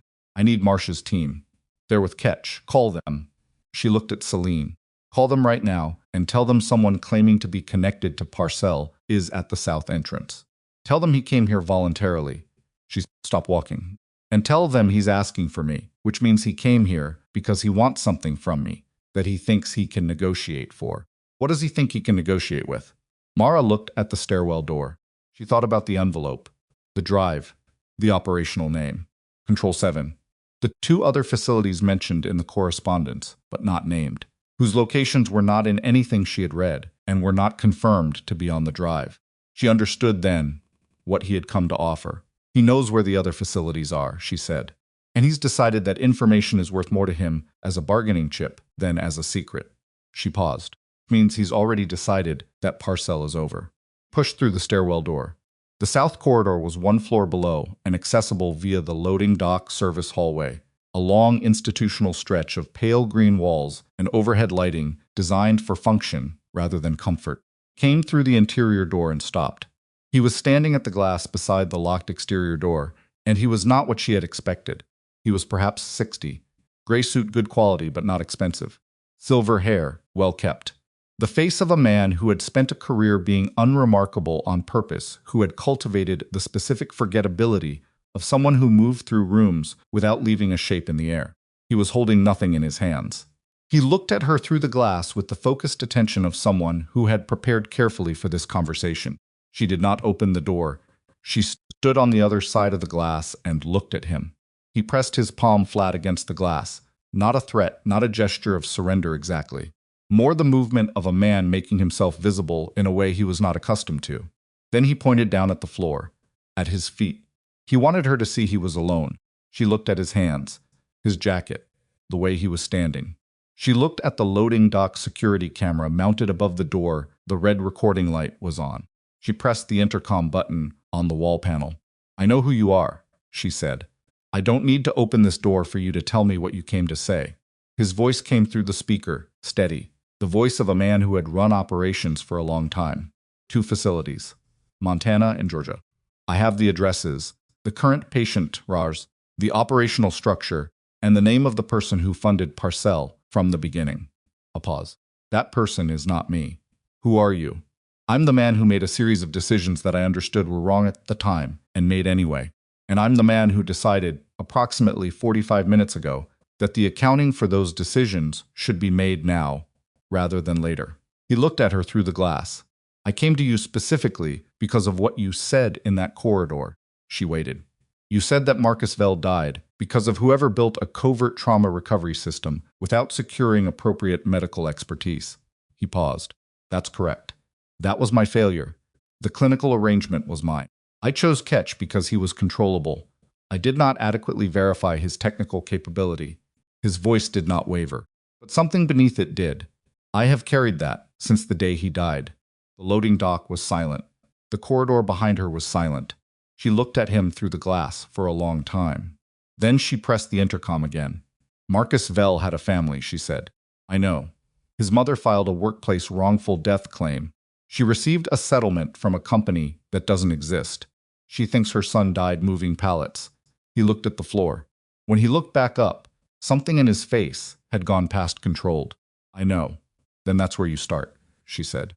"Not with me. With Marsh's people when they get here. You give them the facilities, the roster, the funding source, and every piece of documentation that explains who Marcus Vell actually was and what actually happened to him." She held the intercom. "His mother deserves to know. Her son didn't die the way they told her he did." Quiet for a long moment. "All right," he said. She released the intercom and turned around. Marsh's team was already coming down the corridor, 2 of them, moving fast, badges visible. Behind them, Marsh herself, phone in hand, eyes on Mara. Mara stepped to the side. She let them past. She watched through the glass as the exterior door was unlocked, and Control 7, whose actual name would be in a federal report by morning, stepped inside with his hands where everyone could see them. She stood in the corridor and watched it happen. She was so tired she could feel it in her teeth, but she stayed. She stayed until the man was in custody, and the corridor was full of people doing the work of dismantling what he'd built. And she stayed because she had learned that the thing about accountability was that it required witnesses, people willing to be present for the part that happened after the crisis, part that was procedural and exhausting and unglamorous and absolutely necessary. She was there for all of it. And then Celine appeared beside her, with a look that said she had been watching from the stairwell door. And she didn't say anything for a moment, just stood there with Mara in the corridor while the federal officers worked. Then she said, "There's something you should know." Mara looked at her. "Ketch talked," Celine said. Before Marsh's people even sat down with him, he asked for a pen and paper and wrote out 12 pages. She paused. He named 31 patients, total, across all 3 facilities. Another pause, shorter, and he named the person who recruited him. Not Control 7? No. Celine looked at her steadily. Someone inside the DoD Medical Programs Division. Someone with access to the authorization infrastructure, the kind that would let them suppress reporting flags across multiple facilities simultaneously. Mara was very still. Someone, Celine said, who would know exactly which physicians were administratively reachable, who had access to patient routing systems, who had the technical knowledge to build the clinical protocol that Parcel ran on. A beat. Someone with your kind of background. The corridor was loud with activity, now voices, equipment, the procedural sound of a federal operation moving through its early stages. Mara looked at the wall. She looked at her hands. She said, "Give me the name." Celine said the name quietly. "The way you say something that you know will land hard, and you want to at least control the velocity of it." Victor Halper. Mara stood in the corridor for 3 full seconds without moving. Halper, the checkpoint supervisor at Harwell International. The man who had looked at her documentation that morning, glanced at the classified unit header, and decided not to call the verification line. The man who had backed Maddox's stolen Valor accusation without reading past the first page. The man who had said, "We'll handle it our way," when she'd asked him to make a single phone call. The man who would have known, if he was inside the DoD Medical Programs Division on the operational side of Parcel, exactly who she was the moment he saw her badge, and had chosen, very deliberately, to make her disappear into a procedural delay instead of confronting her directly. She said, "How certain is Ketch?" He named Halper specifically as the person who recruited him. Said Halper had DoD credentials, not airport security credentials, separate ones. Medical Programs Division. Said the first contact was 18 months ago, same timeline as the rest of the operation. Celine paused. Ketch said Halper was the one who built the clinical protocol, patient routing system, the documentation suppression framework. She stopped. He used your phrase. Exactly. Which phrase? Someone with your kind of background. Mara looked at the loading dock door. Through the glass, she could see the federal officers processing Control 7, who had given his actual name as Bernard Lace, 61 years old, former Defense Intelligence Logistics Coordinator, and the organized efficiency of people who had a lot of work ahead of them and knew it. She thought about Halper's face that morning. The way he'd crossed his arms. The way he'd said, "I don't have the DoD on speed dial," which was true in one sense and comprehensively false in another. Because a man who had been coordinating covert medical operations through the DoD Medical Programs infrastructure for 18 months had more direct lines into that system than anyone at Harwell International could have imagined. She thought about Troy Maddox, who had thrown the badge on the table, who had said stolen valor with satisfaction, who had been the visible face of what happened to her this morning. And she thought about Halper, standing behind him, watching, not intervening, letting it go exactly as far as it went. She pulled out her phone. Marsh answered in 2 rings. "Calloway." "Halper," Mara said. "Victor Halper, checkpoint supervisor at Harwell International Airport. He has separate DoD medical programs credentials. He's the architect of the Parcel clinical protocol." Ketch named him by name in his written statement. A silence on the line. Brief. The silence of someone reorganizing. "Halper was on our call list for the airport incident follow-up," Marsh said slowly. "He's been cooperative. He submitted a formal incident report this afternoon, acknowledging that his officer mishandled the checkpoint situation and that your credentials were legitimate. He knew they were legitimate before Maddox touched them. He recognized the badge header. You're certain. The routing code on my authorization form goes through the same DoD medical programs infrastructure he had operational access to.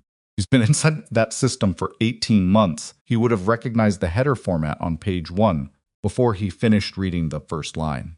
She paused. He let it go forward anyway. "He told me to my face, we'll handle it our way." Another silence, longer. "Where are you right now?" Marsh said. "South Corridor. Sublevel 1, Dunbar Regional. Stay there. I'm sending 2 people to you in the next 3 minutes. Do not communicate with anyone at Harwell International. Do not contact anyone connected to the airport incident through any channel." A pause. "Calloway, if this is what it looks like, if Halper built Parcel, then what happened to you this morning was not a coincidence, and was not Maddox acting alone." Mara had already understood that. She had understood it approximately 30 seconds after Celine said the name. She just needed a moment to let the shape of it settle before she said it out loud. "He saw me coming through his checkpoint," she said. "He had time to make a call before I cleared security. The medical bag, the badge I was flagged before Maddox ever looked at me." "That's what I think too," Marsh said. The call ended. Mara stood in the corridor and let herself feel, for exactly the duration of one slow breath, the full weight of what the morning had actually been. Not a random humiliation at the hands of a bad TSA officer. A deliberate obstruction by a man who had recognized her, understood what she was, and used the bluntest tool available to him, a subordinate with a demonstrated pattern of harassment, and a supervisor willing to back it to delay her, or stop her, or at minimum, create a paper record of a problem with credentials that could be used against her later. She had walked into that checkpoint tired and carrying medical supplies and thinking about 45 minutes of sleep, and someone had looked at her and made a calculated decision. And she had stood there. She had clasped her hands in front of her and waited, because patience was what she had learned, because patience was usually right. It had been right this time too, just not in the way she'd understood it to be at the time. Two of Marsh's team found her in the corridor at 10:53, and she gave them everything Ketch's written statement, the name, the credential format, the timing reconstruction. They took it with the focused efficiency of people for whom the work of the next several hours had just been significantly redirected. She went back upstairs. She checked on Gerald Marsh in Bay 3, who was sleeping with the deep, even respirations of someone whose body had just been given enough support to actually rest. She checked on Dex Reardon in Bay 7, who was awake, who looked at her when she came in with an expression that asked a question he didn't say out loud. She gave him the answer the expression asked for, which was a single nod that meant it's moving, it's in the right hands, you are not going to be left in this room indefinitely. Closed his eyes. She left him to it.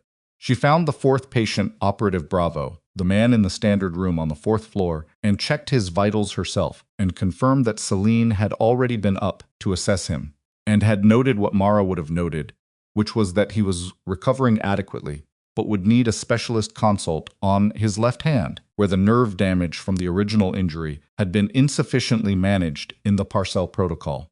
She wrote it in the chart in clean clinical language. She signed it with her name and her credentials. Then she went to Celine's office, sat down in the chair across from the desk, and was asleep inside 4 minutes. She slept for 2 hours and 40 minutes. When she woke, Celine was at her desk working, and the office had the specific quality of a room that has been occupied quietly by someone who has been careful not to disturb the person sleeping in the corner chair. "What time is it?" Mara said. 1:48. She straightened in the chair. Her neck was stiff. Her shoulder had stiffened in the position she'd slept in. She felt the 29 hours in every joint and the specific grit of no sleep in her eyes. She felt, underneath all of that, something that was not quite all right but was oriented in the direction of it. "Anything?" she said. Celine turned in her chair. Halper was apprehended at his residence at 12:31. He did not resist. He was taken into federal custody on preliminary charges related to Parcell, unauthorized covert medical operations, obstruction, and a list of others that the federal attorney's office is apparently still compiling. She looked at her phone. The two facilities in Montana and Georgia were located and secured. Bernard Lace gave the addresses in full. Between the three sites, federal officers found 19 active patients. 19 people. 19 individuals who had been in Parcell's care in varying states, for varying reasons, with varying degrees of awareness about what exactly they'd been part of, who were now being transferred to accredited facilities with legitimate documentation and actual transparency about their injuries and their care. The Montana facility had a physician on staff who was not cooperating, Celine continued. They're handling that separately. Georgia was cleaner. The physician there apparently had been looking for a way out for months and was almost immediately forthcoming. Marcus Vell, Mara said. Celine looked at her. His file has been formally reclassified. His actual service designation, the actual mechanism of injury, the actual circumstances of his death. Formal record now reflects what actually happened. She paused. His family will be contacted within 48 hours. Mara looked at the wall of Celine's office, the stacked journals, the printed protocols, professional detritus of a physician who had been doing real work in a place that didn't always give her the resources to do it the way it deserved to be done. Thought about Marcus Vell's mother. A woman who had filed a wrongful death claim against a company that didn't exist and received a settlement that was designed to close a file rather than explain a life. A woman who believed her son had died moving pallets in a warehouse. That woman was going to receive a phone call in 48 hours that would be the hardest and most necessary call she would ever take.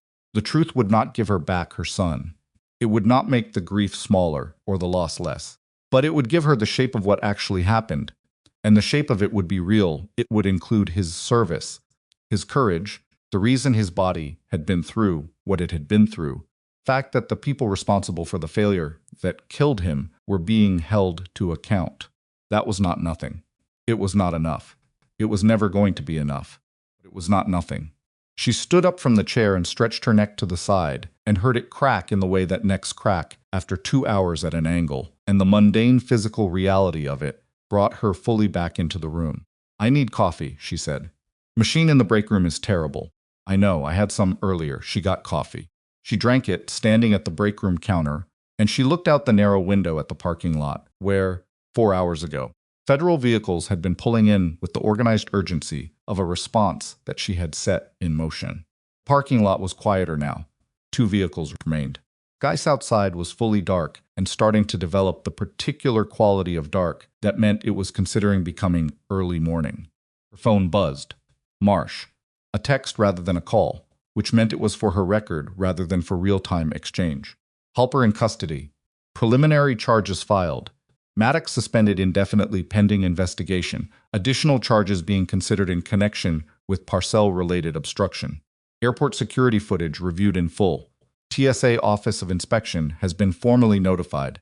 Your credentials have been officially re-authenticated, and a written acknowledgement of the checkpoint incident will be issued by the agency within 72 hours. You'll be contacted by the IG office in the morning. Marsh. She read it twice. She put the phone in her pocket. She thought about the badge on the inspection table that morning, the edge, the fall, the clatter. She thought about standing there with her hands clasped in front of her while Maddox used words like stolen valor in a public terminal, while passengers filmed, while the line backed up and nobody moved to help. She had known the whole time what the badge said. She had known what her credentials were. She had known that the truth was going to be the truth, whether Maddox believed it or not, and that all she needed to do was stay in the room with it until the room caught up. She had done that again, the way she had always done it.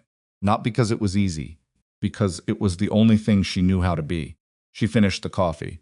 She went back to Celine's office.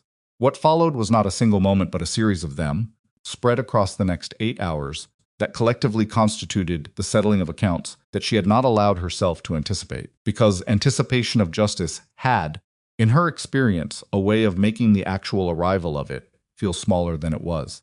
The IG briefing happened at 8 in the morning in a conference room on the 2nd floor of Dunbar Regional that was normally used for department heads and smelled like recycled air and old coffee. Marsh ran it. There were 6 people in the room, including a federal attorney and a representative from the DoD Inspector General's office named Wren, who was in her 30s and took notes by hand in a way that suggested she trusted her own comprehension over any recording device. Mara gave her account. She was specific, sequential, unemotional in the delivery, and she did not editorialize. She described what she had seen, what she had done, what she had concluded, and on what basis, and where the distinctions were between her direct observations and her inferences. She did not perform certainty where she had uncertainty.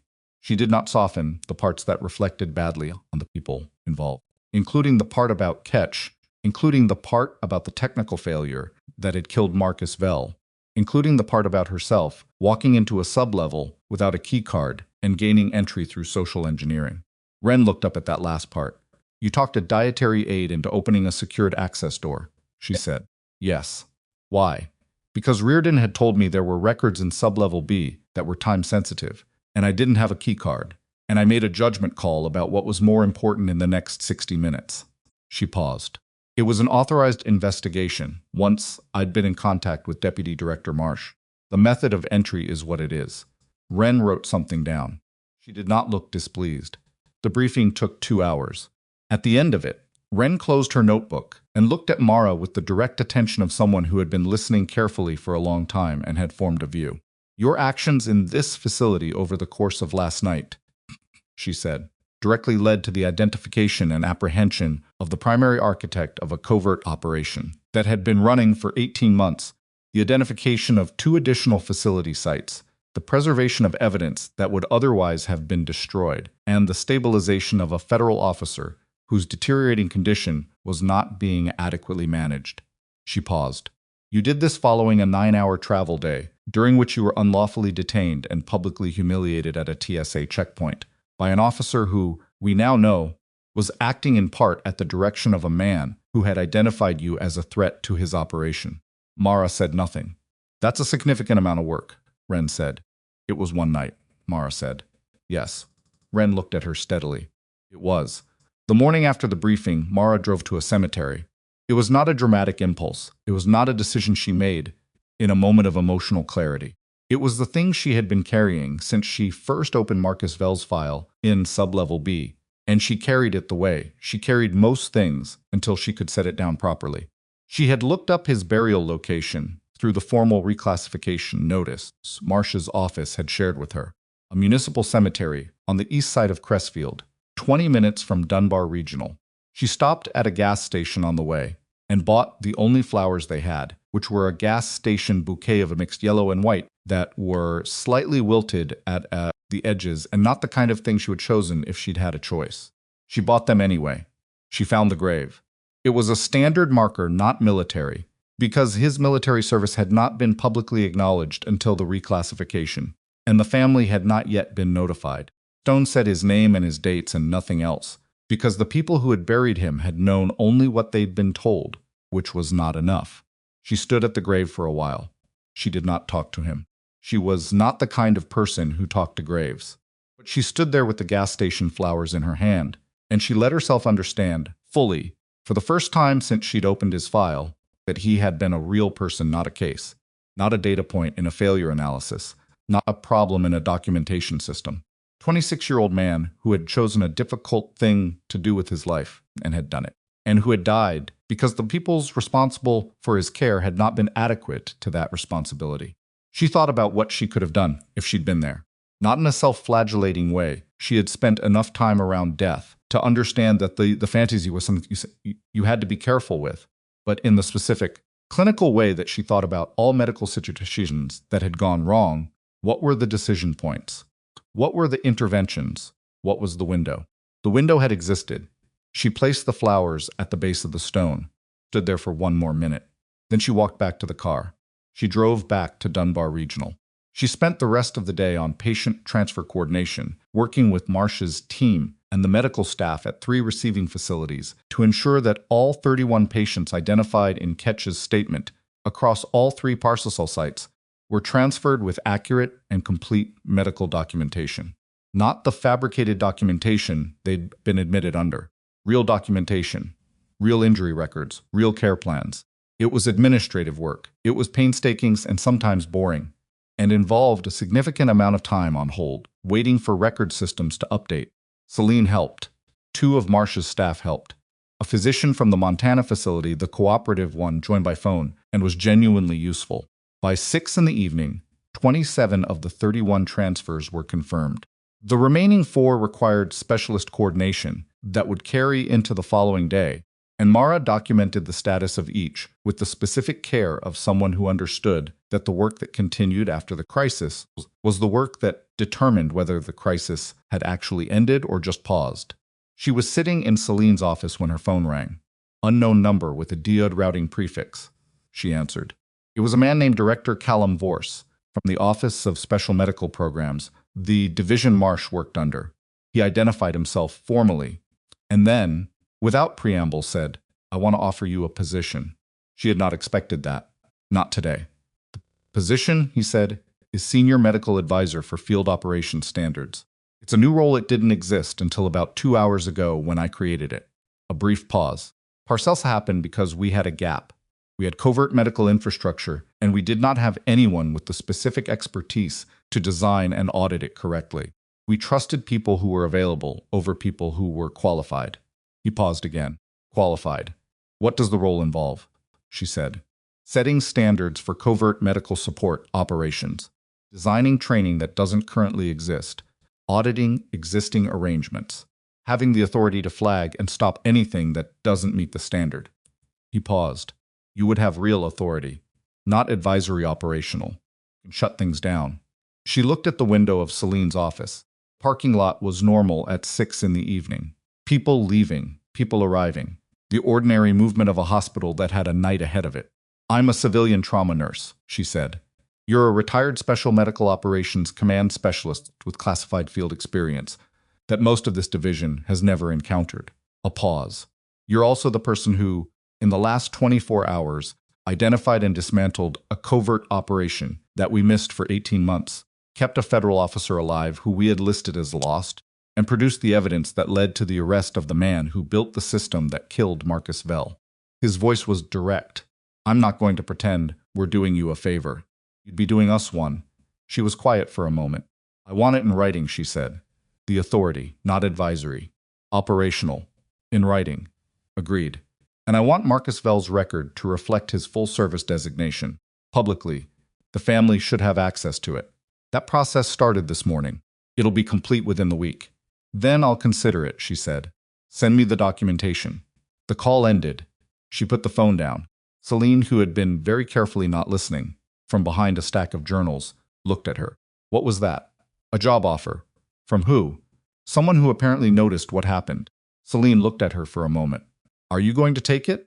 Mara looked at the window, at the parking lot, at the ordinary movement of people at the end of a long day, coming and going, carrying whatever they carried, getting to their cars and driving home to lives that did not include knowing how close the thing they were standing next to had come to going wrong.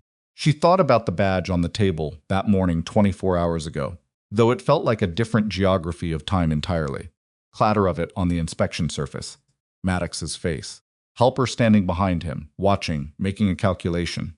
She thought about all the years she had spent being correct about things that people decided not to believe until they had no other option. Thought about 31 patients, about Gerald Marsh's SATs climbing back to 97. Dex Reardon making a decision about whether to trust her and deciding yes. About a 26-year-old man whose mother was going to receive a phone call in 48 hours. Probably, she said. It was not a triumphant moment. It did not feel the way that vindication was supposed to feel in the stories people told about vindication. Felt like being very tired at the end of a long night, in a colleague's office that smelled like recycled air, with a stiff neck and bad coffee in her bloodstream, and a list of 4 patients whose transfers still needed to be confirmed tomorrow. Felt like the beginning of more work, not the end of anything. Which was, she had come to understand across years that had included more than this kind of night. Exactly what the real thing felt like. Not triumph. Not the dramatic reversal of a wrong. Just the slow turning of a machine that had been pointed in the wrong direction, turning it, degree by degree, towards something better, with your hands on the mechanism and your full attention on the work. She had been dismissed at a checkpoint. She had been accused of fraud. She had been called someone who didn't belong. And she had stood there, and she had been patient. And she had let the truth be the truth at its own pace. And then she had come here and found a dead man in a file and a living man who needed a chest decompressed, and a system that had been eating people quietly for 18 months. And she had done what she knew how to do. That was all she had ever done. In hospitals and in places that couldn't be named in public, and in a cold sub-level records room in a city nobody ranked, at 9:19 at night with an hour left before rounds. She had showed up. She had used what she knew. She had stayed. 2 days later, the TSA issued a formal written acknowledgement, not a press release, not a media statement, a formal administrative document stating that the inspection of Mara Calloway's credentials and medical equipment at Harwell International Airport on the date in question had been handled improperly, that her credentials had at all times been legitimate, and that the actions of the officers involved had not been consistent with the agency's protocols or its obligations to credentialed federal personnel. Troy Maddox lost his federal employment. Termination was processed through the standard administrative review, and the documentation cited a pattern of conduct violations predating the Calloway incident by 4 years, because when investigators looked, they always find what the supervisors had been told about and chosen to ignore. Victor Halper was formally charged with 9 counts, including conspiracy to obstruct a federal investigation, unauthorized operation of a covert medical program, and complicity in the fraudulent classification of a death. He did not make bail. His DoD credentials were revoked on the morning of his arrest. He sat in a federal holding facility and waited for the process he had been so good at managing to reach him from the other side. Bernard Lace cooperated fully as promised. His cooperation reduced his exposure on several counts but did not eliminate it. He was 61 years old, and he had made a series of decisions that he understood were wrong and had made anyway, and now he was going to live with the accounting of those decisions in the way that people live with them, when the accounting is no longer theoretical slowly, in a system that moved at its own pace, with his name attached to a record that would be accurate from this point forward. Rowan Ketch was removed from medical practice, pending the outcome of a licensing review that, by all indications, was going to conclude in one direction. His 12-page written statement was entered into evidence and would be used by the federal attorney's office in prosecutions that extended well past Dunbar Regional. Whatever had driven him into Parcells' arrangement, the money, the sense of operating at a level of consequence his legitimate practice never reached. The careful man's belief that he could manage the risk it had ended in that small office when he handed a sealed envelope to a woman in blue scrubs and asked what happened to his patients. Dex Reardon was transferred to a classified medical facility and treated for his injuries under his actual identity, with full documentation of what had actually happened to him. He was 31 years old, and he had made his own set of complicated decisions to be in the situation he'd been in, and those decisions were his to carry. But he would carry them with a functional left side and lungs that had been properly managed, which was more than Hod had. The night Mara walked through his door. Gerald Marsh, still no relation to the deputy director, a fact that produced a brief, dry observation from Fiona Marsh when the coincidence was noted in the transfer paperwork, was transferred to a federal medical facility and reunited with his unit contacts 4 days after Mara decompressed his chest in ICU Bay 3. He would not know her name for some time, but he would be alive to eventually learn it.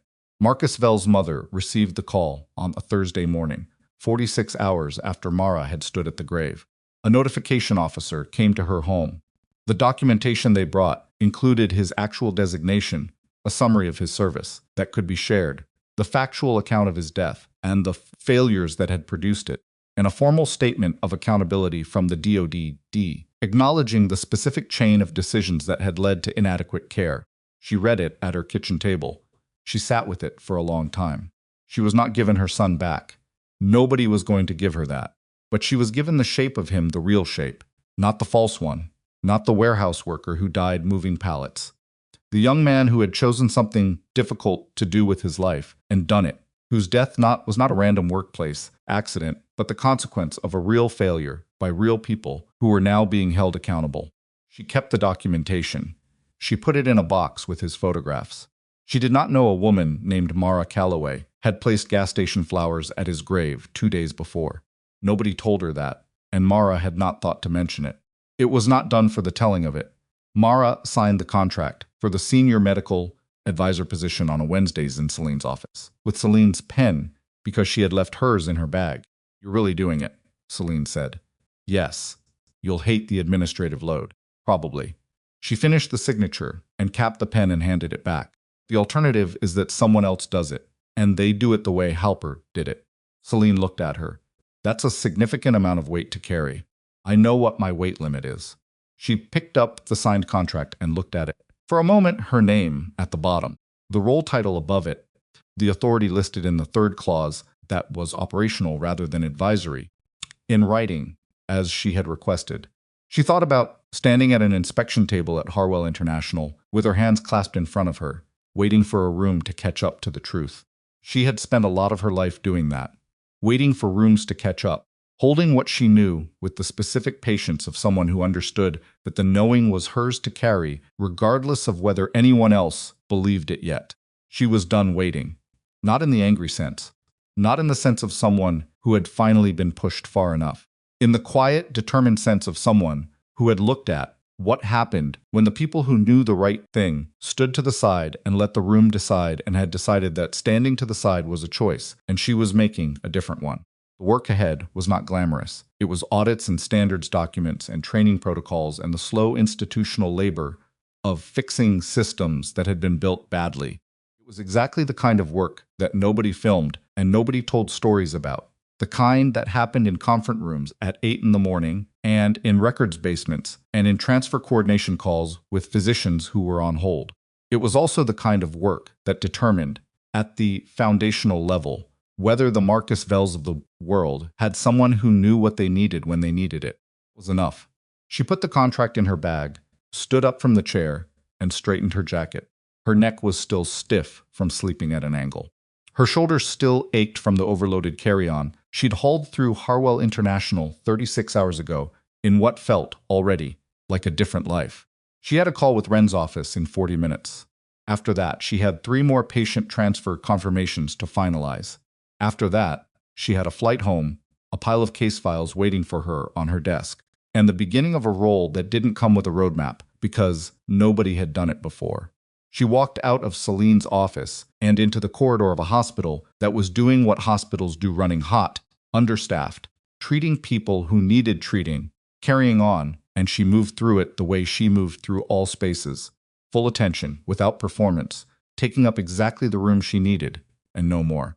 She had been dismissed at a checkpoint. She had been accused of lying about who she was. She had been told, without words and with them, that she did not belong in the rooms she was standing in.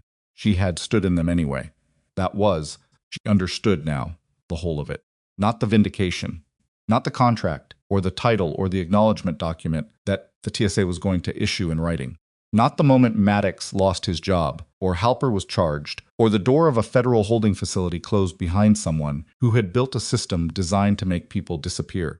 The whole of it was this: you know what you know. You carry it honestly, even when no one believes it. Stay in the room. You do the work in front of you, with everything you have. And the truth, not because the world is fair, not because justice is guaranteed, but because competence and reality have a long-standing prior relationship, eventually catches up. It always catches up. You just have to still be there when it does.